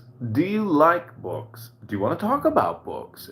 Please join the book club now. This is Books. We look forward to talking to you about your favorite book.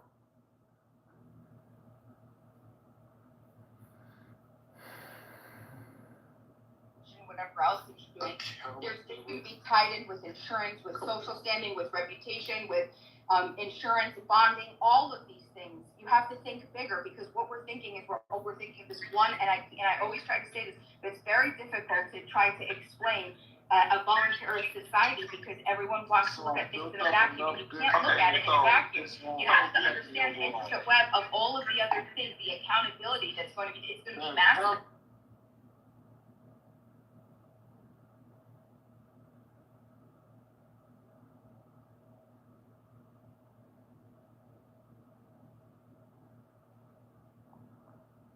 Hi, welcome to Books. This is Books.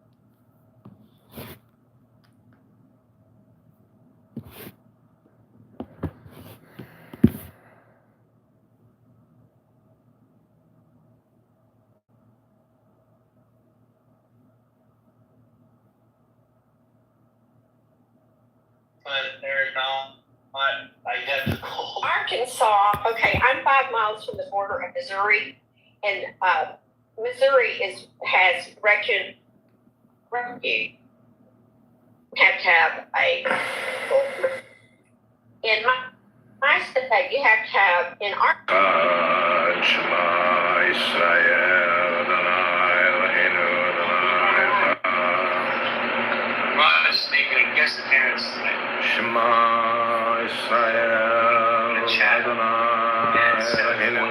Adonai Echad.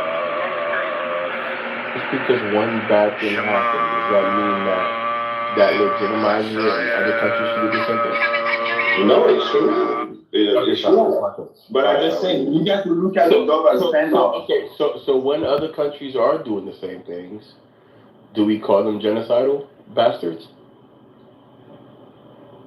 Brother, that's the same situation with the Uyghur in China. It's the same stuff. It's the same stuff than the Uyghur in China, brother. It's the same. I got you, bro. I got you. No, look, all I'm saying is that happened, and if that happened, that shouldn't be an excuse for it to continue to happen. That's all. But that was a great submission, though, brother. You actually proved my point. Thank you. All right. Welcome to the Arrogant Monkey Show. Wow, I haven't done it. You know what, James? Welcome to the Arrogant N-Word Show. You called me like an anti-Semitic person before. That means, brother, that's the concept. That's the concept. Let me explain to you the concept, Alonso. If you got 100 kids, right? And hold on. This is for James. James, rise up. You get one more invite in 10 seconds in the goo. If not, you're going to be blocked or you're going to be kicked from the room.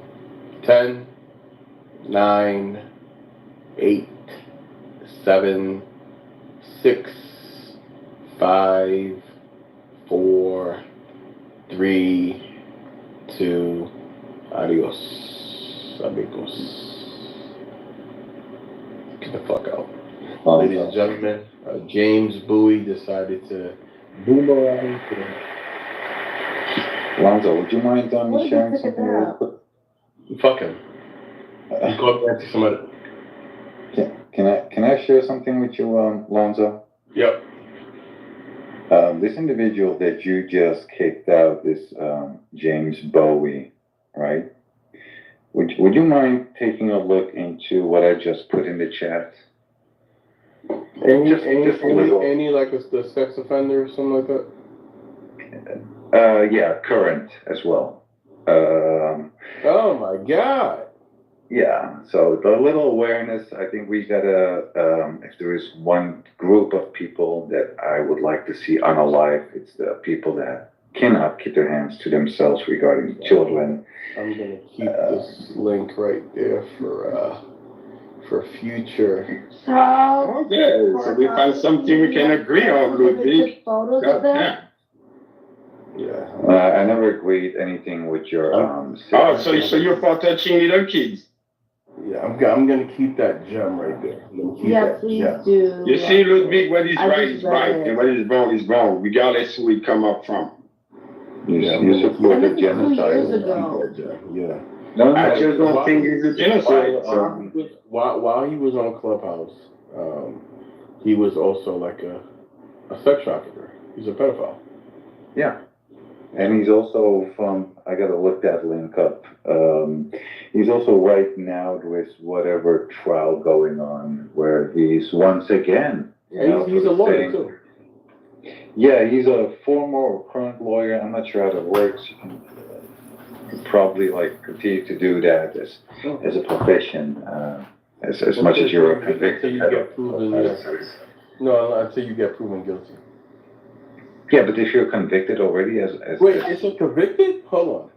Yeah, he's a sex offender. This is not like a trial that is still going. Like this is like. Oh my God! You go on Google, type in James Bowie, Canada lawyer, and then you will see the whatever is pending right now and whatever he's already been convicted for.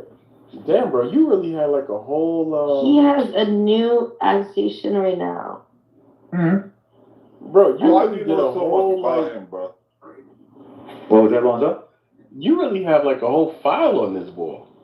Well, I know, I like to be the person of like knowing what you're talking about, or here's another crazy idea. You shut the fuck up. It's speak what you know about or listen. It's one or the other. So for those that are listening, please. He's not convicted. He's just been accused, bro. And he's avoiding the trials. They keep pushing the trials, doing like shady tactics and shit. But he hasn't been convicted. This man has been already. I remember reading into it. He wasn't convicted yet. Like trial's still pending.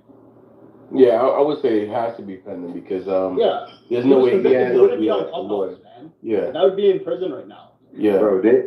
What makes you the laws in Canada about like? Yes, I literally studied law in Canada. I know exactly what I'm talking about. So what you're like? So what are you getting if you mess around with kids? You're getting a pretty long sentence. What is pretty long? Like what is perspective? What is pretty long? It depends on the circumstances. Like this is for a judge to determine, not for layman. However, what I'm trying to say is I've looked into this. Guy hasn't been convicted. He's shady as fuck. Like, don't get me wrong, because he keeps pushing the trial. He keeps doing shady shit to keep the last not showing blah blah blah. But he hasn't been convicted. That's all. I have seen. I've seen a record where it already stated that. All right. I've seen a record Let's give this like 6 more seconds of talking about this pedophile or. No, I'm good. Yeah. All right. So my claim is like no defending pedophiles or sex offenders at all. So my claim is DJ Khaled is the biggest culture vulture, but he got a pass. Don't get me wrong. No. I wonder why they on Drake like. No, I get it. You were just making sure that we had it right. No, I appreciate that, Benny. Yeah, I mean, this is multiple cases though. So I mean, I don't know. That's like, if one person accuses you of essaying, and then 10, 15, 20, 30 people accuse you of essaying. Does that make it right that you are essayer, or does that mean that there's more to the story than meets the eye? Yeah, they call me smoke without a fire. I've never seen a smoke without fire. You know what I'm saying? I always leave the victim, but we do have to let the law handle it. smoke without fire is called propaganda. I'm not defending this guy, but I'm just saying there is smoke without fire. It's propaganda. Where? Not this case. I'm not talking about this case. I say smoke without fire is propaganda. That's what they call it. Yeah, I'm just saying. How? Where? Like you I'm not understand what we mean? Not this case. Like pretending that what the Palestinians going through is the genocide. That's propaganda. So oh my God. Yeah, I get that. But All right. It seems like you're tired, you're sleepy. Yeah. I'm actually hungry. I need a break. oh, so when we're exposing your propaganda now, people get sleepy. No, I think it's time for a break. You know, Wait, we need you to go think eat. I have propaganda? Yeah, you are Alonso, and I call on it. And it's not your fault. I don't blame you. I'm not saying because you was not born that way. I'm not even going there. But Alonso, that's the idea. You got 100 kids. Alonso, pay attention. You got 100 kids, and you got only 5 kids who are black kids. The 95 other kids are literally white kids. Now, if the 95 kids are blaming the black kids all the time, doesn't make it right. No, it doesn't. It just means that they take advantage, then there are more people. So that's what the Jews go show. They're not that many. So it's easy. It's easy to have 100,000 people attacking. At the beginning, it wasn't 95. It seems like you're hungry, you're sleepy. No, I'm not. All right. Recess. All right. Yeah. So what we're gonna do is, we're gonna take an hour and a half to eat, and then we're gonna.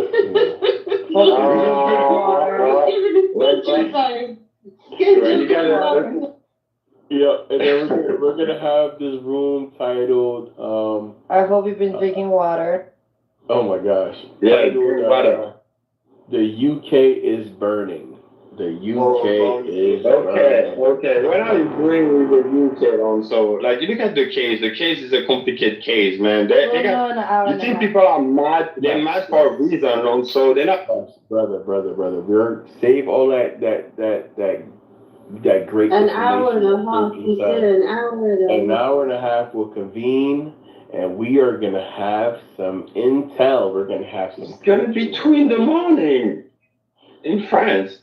What time is it over right now? So what are we doing in the meantime, lunch? We say it's I'll be in bed, man. You guys should enjoy it. All right, in the meantime. You'll be in bed, 11:22 now. It's 11:22 now. Yeah, in the UK. I'm gonna be in bed. Well, you're too young for that, bro. You're too young for that. Well, an hour and a half is gonna be like 1 a.m. or 1. That's.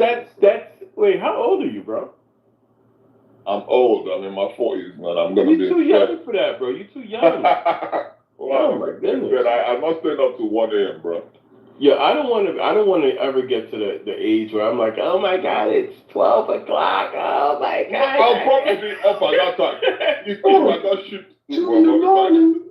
Stop talking to underage kids. That's the only people who understand underage. By underage, do you mean that by the age under the 21? You know what under is. Why do I have to give you a direction of under? Like, when you bend your knees, you're bending your knees. I'm giving you directions, how you want that. Wait a minute. Suat, this is Suat after dark. Okay, Suat. All right, so we're re-adjourning in like an hour and a half. I'll see y'all in the hallway until then. That room, UK is on fire. Should be good. That's clickbait. Clickbait. Yeah, that's clickbait. Stop it, Lonzo. Why you do that, man? I'll see y'all later.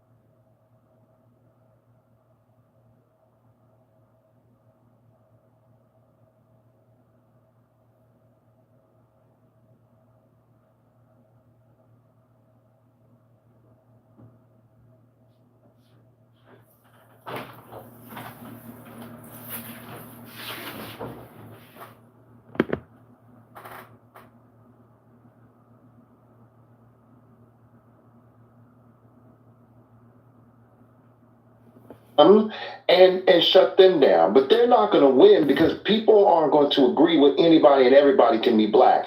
That you could be black based off of what city you're born in, or what institution you join. Like, that's crazy, and that's not going to be acceptable. So this is why you see this contention in Black America and this discussion. And you hear people saying, well, let's not discuss it because other groups of people. No, I want other groups of people to go take it. I'm glad Donald Trump brought it up at the National Black, because it forces these blue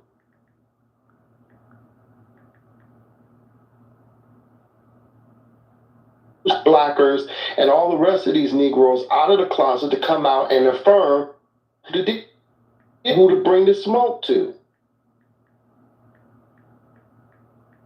Thank you, brother.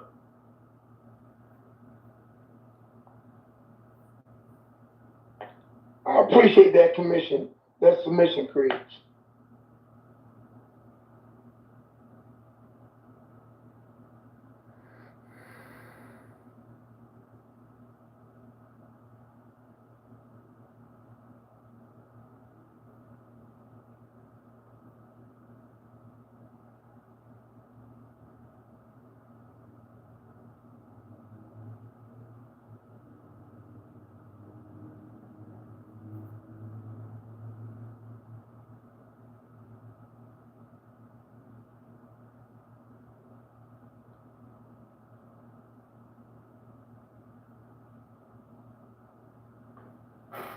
Anybody else have a submission?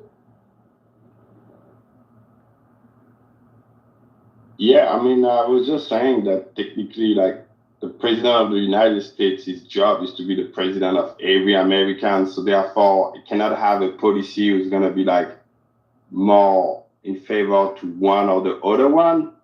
And that's why you blame Obama, but Obama was president of every American technically. So I don't know, like, unless every American feed and reparation is due, you're not going to get reparation. So you need to get in the head of the white people and the immigrant and whoever. It's like, if you're just talking about among you guys, you're not going to get what you want. That's what I'm trying to say, basically. Why should you have to join every group or old before you even got here? Explain that. Why should we have to join your group, any other group, when we were old before you guys were even here? Yeah, but that's your role to expose that to whoever, like, is your neighbor and whoever, like, you negotiate with. But actually, we did do that already, and that was to our detriment as Black Americans. We did that during the Civil Rights era.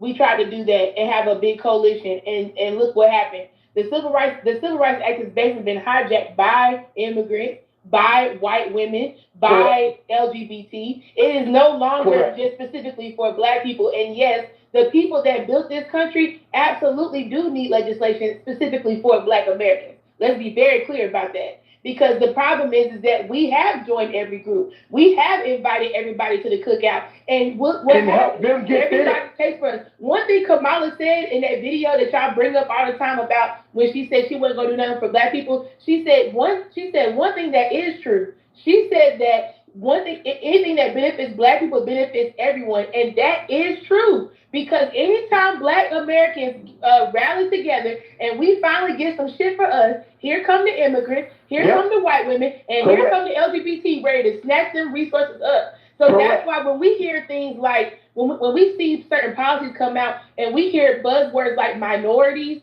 or people of color, we already know they're not talking about us. We already know those resources are not going to us. So that's the trick back that they've been telling us that, we gotta join every group in order to get some shit. But when we do that, we end up not getting a damn thing.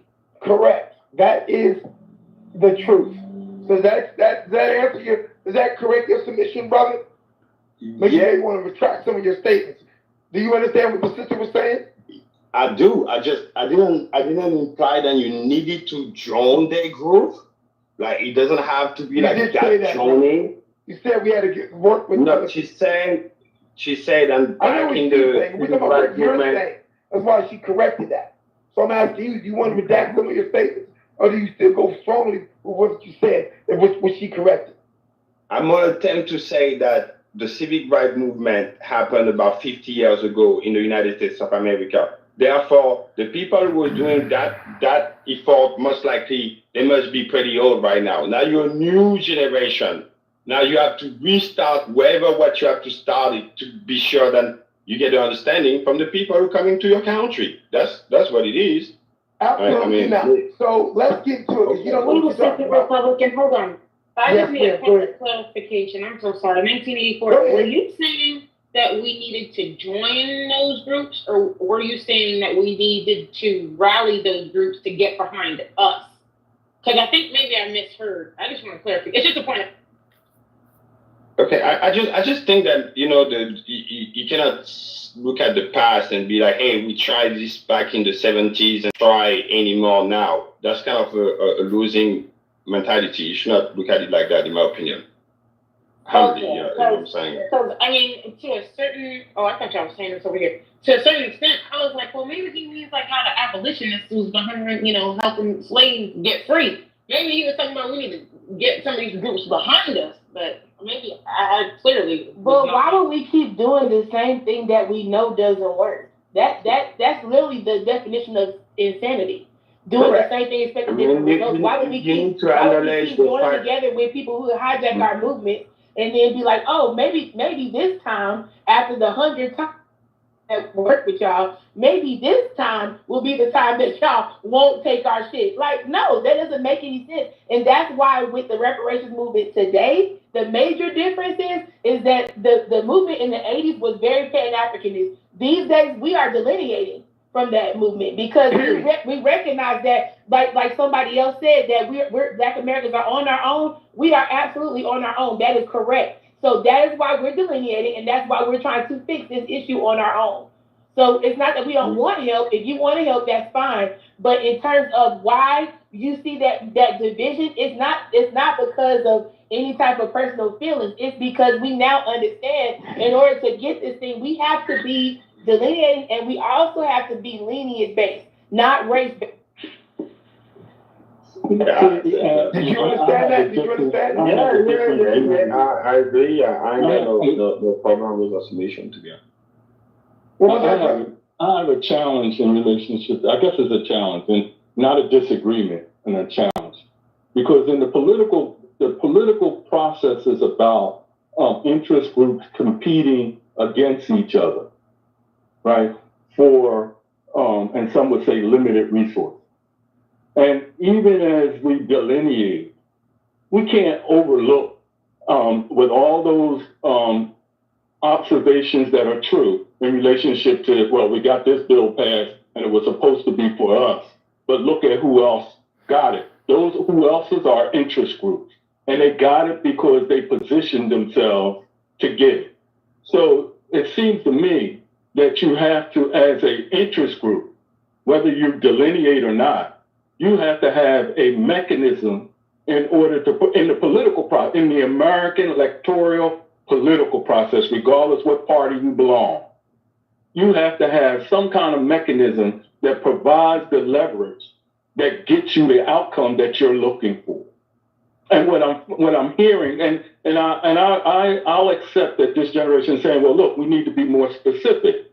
But what I'm missing is, in our discussion, is what is the political machinery that will be able to provide the leverage to get the outcome? Because if you're saying that the machinery is the Democratic or the Republican Party, those parties have various interest groups, whether you call them women, whether you call them gay, whether you call them Christian nationalists, whether you call them neoconservative. They are in those machines, and they are fighting for or against for their interests. Now, people making criticism of the Congressional Black Caucus, that was supposed to be the machine, right, within the party that worked in the interest of Black people. They get Black people vote, they go to the Congress for Black people, and then, this generation, I'll accept that, is saying, well, look what the outcome. They're not giving it. So my thing is, it has to be a machine that's outside of the political machinery. And I'll close with this, because as I looked over I think that the California proposal that came out of the reparations should be considered a national agenda, right? But because they outline the history, they outline some structures that is necessary, like that Freeman agency, right? But even when I looked over that, who selects who is going to be in charge of the Freeman agency? Who is in charge of the Freeman agency? The secretary. I don't know what that means within the state, but that means that it's a government official that is either voted on or appointed by who wins the governor's seat. So if black people, even with delineation, don't have the ability to put the right person in the governor's seat and then provide the right person to be the, recommended as the secretary that will overcome that agency, which I think is a good thing, then what do you got? Who are you relying on? And doesn't all those other interest groups define who would be the governor? And don't those other political interest groups define who would they like to have as that secretary for that office, which they said to run it would be $3 million a year. That's just at a state level. So it's not just about delineation. It's about how do we organize politically and engage within the electoral system, these two parties, because unless you come up with a third party that can win, that actually will either negotiate with other interest groups or overpower them till they have no other choice to be able to go your way. And ultimately, the third thing is that they, when you see that they are trying to outmaneuver, and I say, I'm talking about me included, that we be able to have the mechanism to say, hold up, no, you ain't getting that. But just saying that don't mean nothing in power politics. I don't know if people will agree with it. Anybody want to respond before I say something? Anybody want to respond? I would say that I agree with the fact that you have to have some type of leverage or some type of, you got to have a single focus and get enough people, not everyone, but just enough to make an impact. Because even though in all protests, you don't have everyone, but in some of the protests, historically, there were enough people to bring some type of change. And that was the 60s. Even the protest of just having equal privilege and enough people getting behind it because it wasn't everyone. And at this time, it's hard to say what is the one single focus that we can get behind with enough people. That's your leverage. And how do you bring your voice or have your voice loud enough to where someone will listen? And there are organizations out there that have a megaphone, but usually whenever they get into those situations where they could actually make a small step, you have a large war machine out there. They have the media, and I'm talking about just at federal level, because usually most people are looking at the federal because they're the ones that's always in highlight. In your state, they always stay low. They want to stay undercover, conceal themselves from the fire, from live fire from any of their citizens. So, did you put this up on mute, brother? There is a weakness in their shield. Say it. Repeat your last statement, because we didn't hear it. Say it again. I'm sorry. I said there is a weakness in their shield. And if you get enough people to focus on that, it will then give us enough behind us to be loud enough to get their attention. And I just bring it back around to the 27th Amendment. That is a weakness in the full shield of the federal government, the 27th Amendment. It's their payroll. And they always impact us but no one has ever, since the framers put the Constitution in place, have been able to touch their payroll. Maybe it's time for us to go for what's their pride and joy, and bring it back home, bring it back to the states where they can be in the mix with the rest of us. They're up there they're up in the White House, they're up in Congress, trying to act like they're doing working for us, and they want our votes. But that's just half our power. The other half of our power lies in their paychecks coming back to the states so that they'll have to suffer some of the same state constitution, like here in Alabama. They have a dereliction of duty in the Constitution. I believe Louisiana has it. Georgia doesn't have it, but I've been reading other state constitutions too, trying to figure out if the federal, those 535 people, their salary was in their state, what kind of pressure would we have on them to do what we ask? Okay, are you... Suppose their pay wasn't a total, suppose they weren't getting paid the excessive amount of money and having inside trading like they have. Because if it happens in Alabama, you go to jail. We have plenty of officials go to jail. But up there, they actually pay themselves. It's in the federal treasury. They make the calls. Their money is their money. Our money is their money too. Anyone want to respond to that, or can respond to that?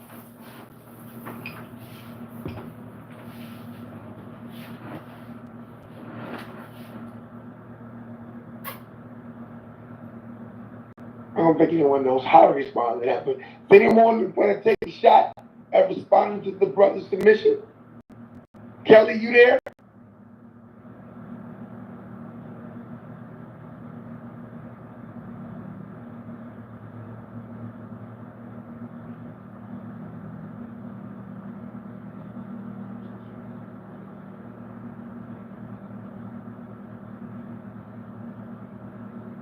Creed, you heard it? Would you like something to say?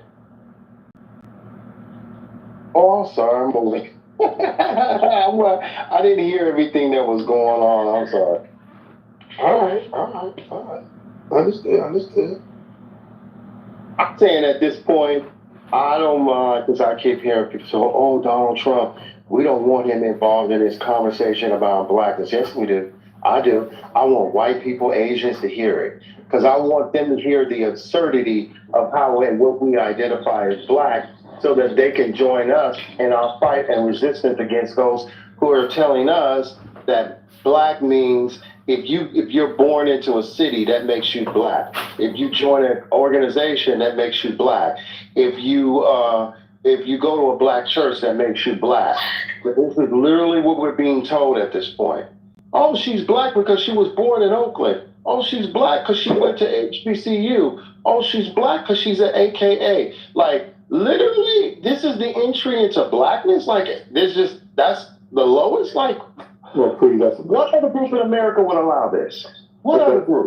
That's a little disingenuous. Those people are giving examples of her participating in our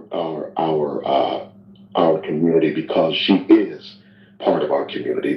So if people are giving that as an answer, that's a little disingenuous to suggest that's when they say Kamala Harris. If you're saying they, Creed, you're smarter than that. If you're saying they, you have to be specific. Yes, what I'm saying, the black political elites, when they're on CNN, hold on, this is what they say. From Charlamagne the God if that's being said, I'm sorry, to Jamila Hill, all of them keep saying this. Jamel Hill, Mark Lamont Hill, Dr. Mark Lamont Hill, all of them said Dr. Mark Lamont Hill did a show the other day where he was arguing with a Trump supporter, and he said Kamala Harris is black. She was an AKA. She was born in Oakland. Then he went on to literally talk about how Oakland isn't safe. So basically, she lived in an unsafe community in an unsafe city, so she knows what it's like to struggle. First of all, Kamala Harris was born in a hospital in Oakland. She was raised in Berkeley. Berkeley in the 1960s, and the 70s were predominantly black and had a black middle class there, but it was a predominantly middle class city. So she grew up middle class in a predominantly middle class community. And also, she also black because she didn't grow up. She also lived in Canada. So she did not grow up in a traditional, she didn't grow up in, hold on. She didn't grow up in East Oakland, okay? You know what? I would even be like, if she had been raised in East Oakland, I would say, oh yeah, she definitely grew up in Black American culture. Because than what the other people are saying? East Oakland, yes, because she grew up in a predominant. Brother, I'm not saying, no, you're not hearing me. You're not hearing me. Yeah, you're not hearing me. You're not understanding. I hear what you're saying. Okay, close. No, I need you to stop talking while Tweet is talking. I'm gonna put you in the audience, and when you finish talking, I'll bring you up. We have a certain decorum here, and we're gonna enforce that. Okay? Let Tweet finish talking. He wasn't even doing anything. I called him to give a submission. So stop. All right, go ahead. So what I'm saying is, if she had been raised in East Oakland, I would have said, okay, that is a predominantly Black American community. So obviously she would have been growing there. She would have been introduced, saturated, and surrounded by Black American culture every day. She would have had Black American friends in her neighborhood. She'd have went to school where there were predominantly Black Americans if she lived in East Oakland. So I would have been like, okay, I can see the cultural part. However, she did not grow up culturally Black. She grew up in a middle class, predominantly white community. She grew up and went to predominantly white schools. She was the one that basically desegregated her predominantly white school in a predominantly affluent area. She did not grow up culturally Black. Her mother told her a few times that America will see you as Black. America will have you and treat you as if you're Black. Apparently, her mother told her that. And let her hear some Mahalia Jackson and some James Brown and told her, now, there's your Black identity. Apparently, this is what her mother did. But she did not grow up in Black America. Then when she grew up, she went to an HBCU. She got some Black American experience in terms of culture, and she ran for president of the student body there and all that at Howard University and became an AKA. Sure, she ingratiated herself in Black American culture. That doesn't make her Black. I know white people that do the same thing. I know Asians who have done the same thing. She is not a Black woman. Her mother, her paternal grandmother, is a Black Jamaican. You have two sets of grandparents. You have two sets, 4 grandparents. One of them are Jamaican Black woman. She's not Black American. She's talking about how she washes her greens, how she makes a mean pot of greens and she washes them in the bathtub. My man, if Big Mama heard that, Big Mama said, who is that girl and where's she from? Because she's sure not from where I'm from. Immediately, she would have been pointed out. That is disgusting. That is unsanitary in our culture. That is gross. That is not part of who we are. And anyone that would do it or would do something like that would be clowned immensely by our culture. So this woman is just using our culture like President Obama used our culture. Yo, cleaning collard greens in the bathtub is diabolical. I don't give a fuck what nobody say. That shit crazy. So I'll say this, right? I think. Listen, because I know that there's people that are in the room that get really angry when we start talking about this. But I think for me, it's an authenticity issue as well. She doesn't come across like, for the purpose of the conversation, if you think that she's Black, I can go along with you and I can say, okay, cool, she's Black. She's Black, fine. I can even disregard some of the headlines. I can disregard her past where it just seems as if she was promoting her Indian heritage way more. I can, totally disassociate myself from the whole thing of, hey, one day she's Jamaican, one day she's Indian, one day she's Southeast. Like, fine, I can give you all that. She just doesn't come across like a sister. Like, that's really what it is. And then when she is trying to talk that Black talk, it always comes across as super duper awkward. All the time. The They Not Like Us line. You know, the whole Snoop Dogg thing. I'm smoking weed over here.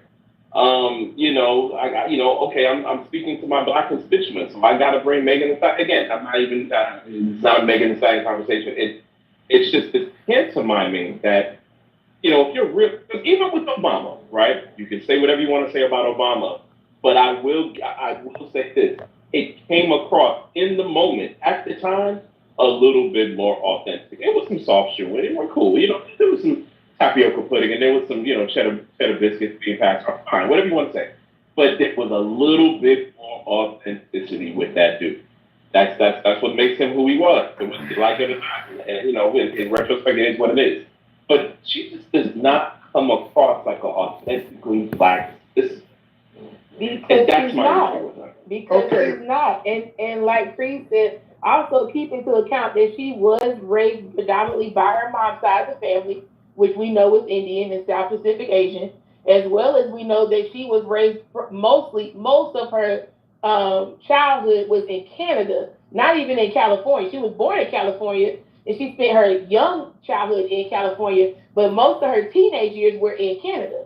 So she didn't really experience any type of Black American experience until she got to college.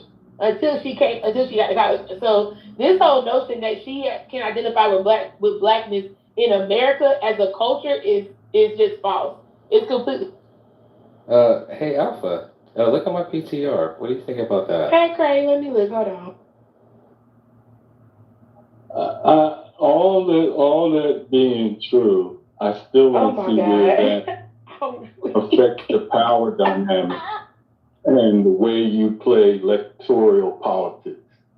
And again, it comes to me still, and Creed, you know, I call Creed a propagandist around, you know, whether it be lineage, using lineage as the center point, and that's fine. But how does that get her once it's agreed upon? And I still don't see no mechanism of how, those of lineage, what machinery do they have to impose their will on an electoral individual who is also using propaganda, even if it's self-identifying with that group that they want to get their votes from? What machinery do you have to stop that? I mean, yes, you can talk about it, but if their machinery in influencing people of that lineage is more powerful via the machine, via the national media, the question still comes back to those Black Americans of this particular lineage. What is it that they have so that their agenda, whatever that may be, is heard from that individual? When that individual is asked, what are you going to do for me? They can't say, well, I can't do nothing for you specifically. What is the machine that you have that makes them not have to, make them at least have to consider, should I say that? If you don't have one, then what? Okay, bro, So hold on right there. Hold on a minute. You are repeating yourself. I don't understand why you did it. Let me apologize to you from the room because you made a very valid point. And I asked people if they want to address it. No one addressed it. Maybe they didn't know how to address it, but no one addressed it. When I asked Creed to talk, he totally changed the narrative and talked about Kamala's race. So that's what you was talking about. So let me apologize to you first from the room because people didn't know how to really address that. But I do. So let me address it. Do you mind? Oh, I'm looking for understanding, yes. Okay, no problem. So let me speak. All right, number one, when the Civil Rights Bill came about, it wasn't. Wasn't that crazy? Wasn't that man? He ran and took his fucking shit and he that can't be understood. Yeah, I agree with you. I think the Mormonism Christianity thing is probably closer to the thing than Islam, right? They jump further, right? It's like more different. Like they wouldn't open the Jewish scriptures and be like quoting from it and reading it in their mosques, right? You know, so the Christians like still preserve it. It might have some alternative meanings in some of the verses or whatever. So it's closer to Christianity is closer to Judaism than Islam is close to Judaism and Christianity. I'll grant you that. But on the general level, if this is just like an allegation of, oh, you made something new from the old, it's based on it, you took some parts. It's at that general level, that's where it's similar. The details are different. So yeah, we probably agree. Yeah, I mean, as far as culturally, because Christianity has become so Gentile, culturally, Muslims and Jews are culturally more similar because, again, Muslims started in the Middle East area, and then from there, again, Christianity also started there, but they branched out and went further. And then before you know it, the nations, i.e. the Goyim, the Gentiles became mostly in charge. And so it looks like it's different, but in its origin stories is where I think, yeah, you and I would agree that it's similar. It looks very different now, of course. And this is why I'm Torah observant, because I think it logically follows that if I wanted to get as close to that as possible, then that's what I would do. I'm not saying everybody has to, but that's just for me and my faith.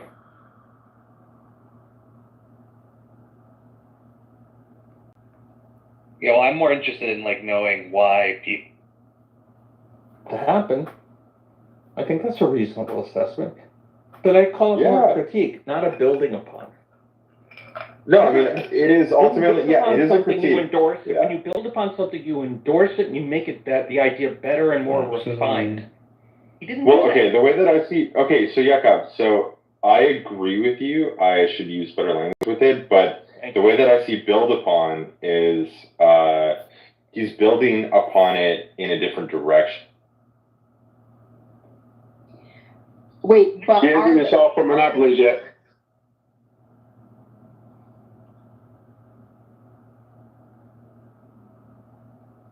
ended up being a stupid company that was like a bad idea. But the thing about, and this is probably like someone who's never mentored anyone, it's like when you're learning something new, you use the wrong words. So there's a large number of people who will start out using like shitcoinery language, but it's not because they want to scam anyone. It's just because like they're learning this on their own and no one's taught them how to do it correctly. And like we were just having that conversation with someone who was like 22 and was just like, hey, I have an idea for my first startup, you know?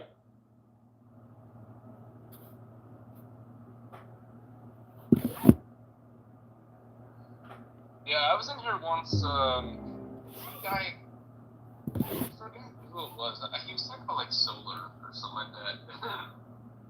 Michael just started shitting all over him, man. And it was funny because I think it was John Hobbleringer, just laid into Michael, kicked him off stage, talked all kinds of smack to him. That was my critique of Michael, which is I just said for all the time that people invested in trying to help you with your startup, you don't get to pull the ladder up when someone else comes and asks about their own startup. And that like set him off on me. The guy you're thinking of is some guy named Ali, I think, Marmon. Yeah, it was a horrible idea. Yeah, but he just wanted him to like pitch it and like us to be like tell him why he's gonna fail so he can improve.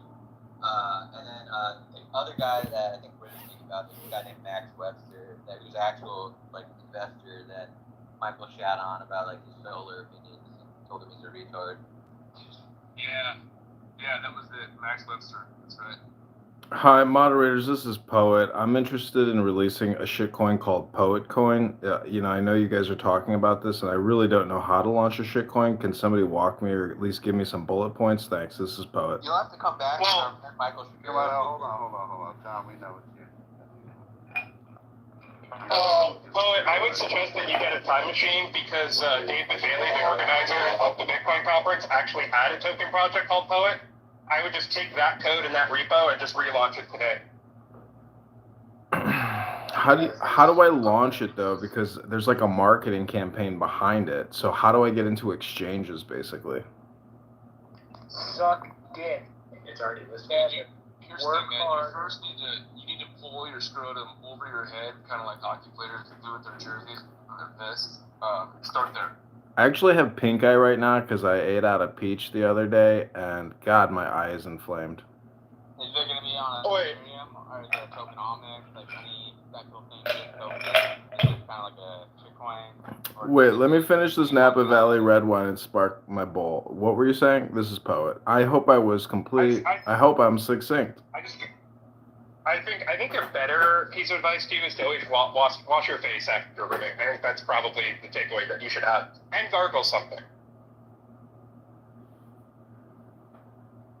You know, that's great. That's actually very good advice, but I hate how some women are inhospitable and they don't treat you the way that a man should be treated because they themselves are pigs. But, you know, I still managed to somehow bounce those Bitcoins on my poll, you know, on a Friday, Saturday night. And it's Saturday night, gentlemen. I'd like to read some poetry, if I may. Look, bro, if you, just go ahead. Saw the German doesn't mean you can look good at this, dude. Wait. He said the word poetry, and you said probably sucks. Is there a probably that we have to add? It's a very short poem. I mean, I know you guys are into Bitcoin, but you guys should look at poem. This is called Jhana Dreams. Dreams are imperfections of sleep. Even so is consciousness the imperfection of waking.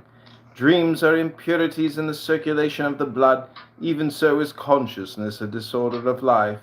Dreams are without proportion, without good sense, without truth. So also is consciousness. Awake from the Bitcoin dream, the truth is known. Awake from waking, the truth is the unknown Bitcoin.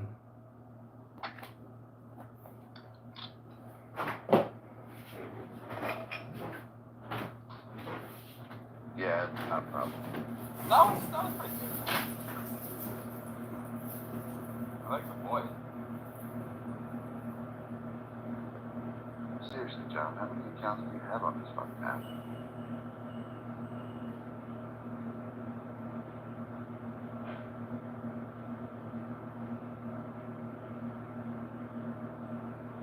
I mean, I count like 5 weeks. Vic, why aren't there any decent houses by the airport? I don't know. That's actually why I live where I do fish in the apartment. Right. It's close to the range, close to the airport, close to a gym, close to Home Depot, close to HEB.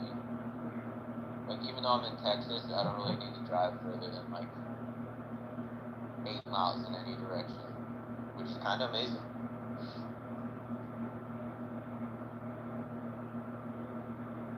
What part of Texas you from? Austin. The vegan area, you know? See Joe Rogan? Yeah, I actually did get to see him at the Vulcan and at the Big Bear's Comedy Mothership. That's pretty good. I mean, you have to look at social audio in terms of capital or capital formation or creative formation. There's value in the social audio. Your room is very valuable. I've been publishing it on YouTube for quite a while now and putting it on Reddit. And I thank you all for helping me retire young and get that YouTube Google titty money. And I want to really thank also, oh, my doctor's here. I got to go. Hi, doctor. Hello? Republican, Chicago. Yeah, I know Silva. Silva's a fan. I know some of you might hate me, but you know, I own a Bitcoin in a Coinbase account, and I actually placed my first bet on FanDuel and DraftKings, and I got to tell you, I fucking, you know, making a ton of money betting on Major League Baseball, and it, to me, I don't understand why it's so complicated, but you just gotta. Anyways, the point is, gentlemen, it's Saturday night, and we're all gonna get laid. I find trading to be pretty easy. You just buy it low and sell it high. Like, that's all you have to do. That's what Sam Waltman from Walmart said. Buy it low, stack it high, sell it cheap. Gentlemen, I don't trade anymore because I lost my vision because I ate out this stank-ass fucking peach and now my eye's inflamed. I can't trade. I can't even look at my big screen, flat screen LCD and buy and sell. The fact of the matter is the market is completely overvalued.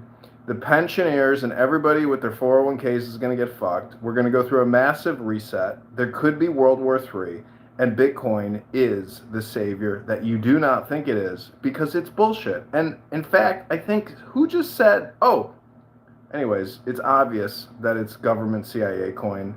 It is our cryptocurrency coin, and Ethereum is Russia's cryptocurrency coin.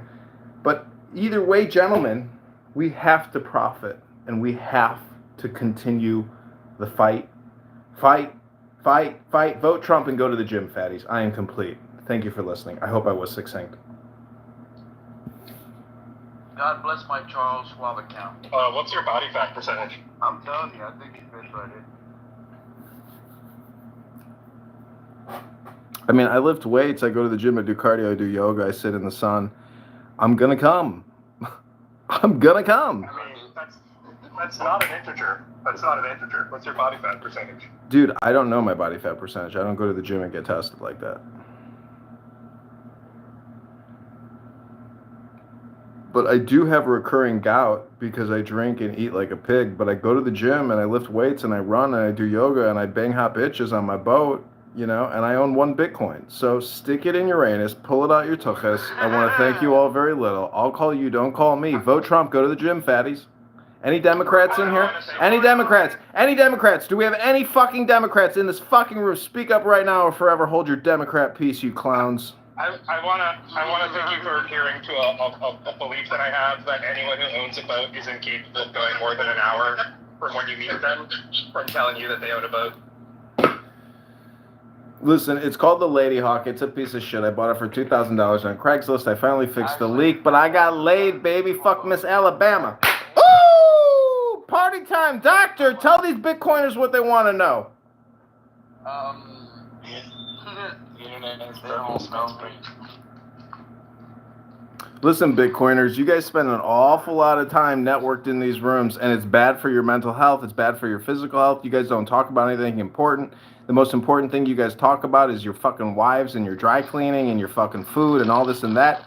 Nothing intelligent ever gets said in these rooms. You're wasting your life. Start creating, start living, start fucking, start drinking, start smoking weed, start fucking. And Reboina Shalolim Shavua Tov. I am complete. I hope I was succinct. Dude, I saw a hack on Facebook the other day. The flour tortillas for burritos, tacos. Alright, thanks, probably. Fold them See you later, in man. half, and you put them in a toaster. You can make them be like taco shells when you push the toaster down and let it toast what a toaster does. Man, I got pieces.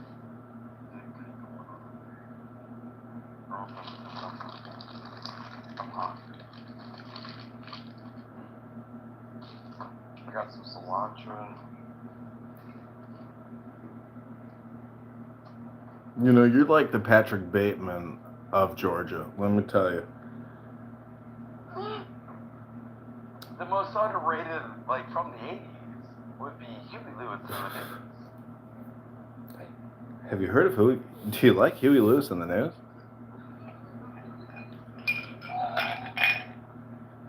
Tell me why. You're not actually wrong. I love that scene. Charlie Rose has a really great. Charlie Rose is essentially just a podcast. Jared from fucking 30 Seconds to Mars. He's like, hey man, what you got going on, man? Dude, Jared fucking killed that fucking. Jared and him were also in that scene. So I wanted to announce a little bit of news that I have essentially figured out that Elon Musk is on Twitter Spaces nightly talking, and he goes under a pseudonym called Adrian Dittman. And so he spells it Adrian, Adrian Dittman, with 2 T's and 2 N's, Adrian Dittman. So guess what I did? I did, yes. No, Adrian, and then I did a Dittman with 1 T and 1 N, and I registered Adrian Dittman, so I pulled a Roger Mayhem on him, and he blocked me, and he's looking at me. Elon Musk is watching my Clubhouse live streams. No shit, really? Yeah. What's up, Elon? It's all good, dude. I'm just over here trying to figure out how to make like redneck tacos, man. Anyways, it's more than that because like he's pissed. He's pissed that I registered Adrian Dittman, and I now have his because this is his way, because he can't even live stream on his account because he has 200 million followers. It would crash the website. But I pulled an Adrian Dittman on him. The more he grows Adrian Dittman, the more I grow, because I'm the real Adrian Dittman. Like when Sonny took my profile for documentation. Like I'm not like there's documentation and there's documentation 1. Okay, documentation's gone now.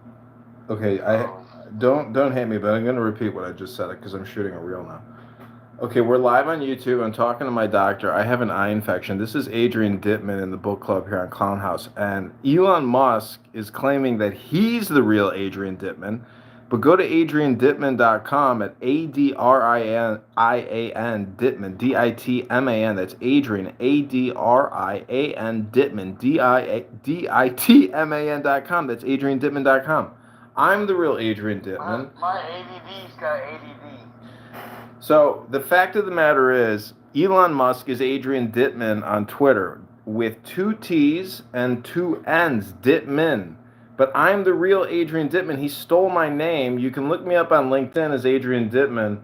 I run a podcast called the Adrian Dittman Podcast, and I'm very upset that Elon Musk is co-opting my legal birth name that my mother gave me. Again, this is Adrian Dittman. I'm super angry that Elon Musk is targeting and harassing me. I don't appreciate it. This is adriandittman.com.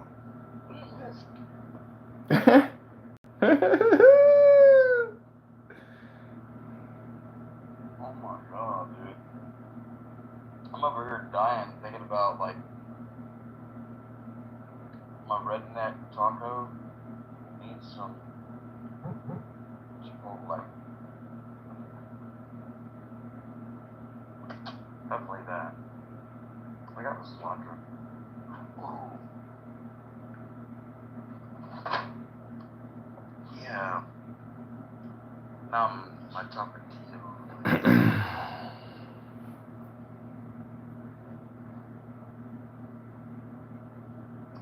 Oh, man. Keep scrolling if you want to, but just know if you love God and you like rap, you might like me. Yeah, guys, on the target. You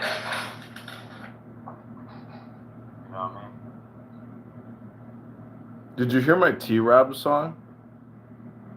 Did you hear what I said? I don't know, you're talking about your cooking. No, I said, did you hear what I said? No, because I heard something else. I wasn't talking about my cooking, I was talking about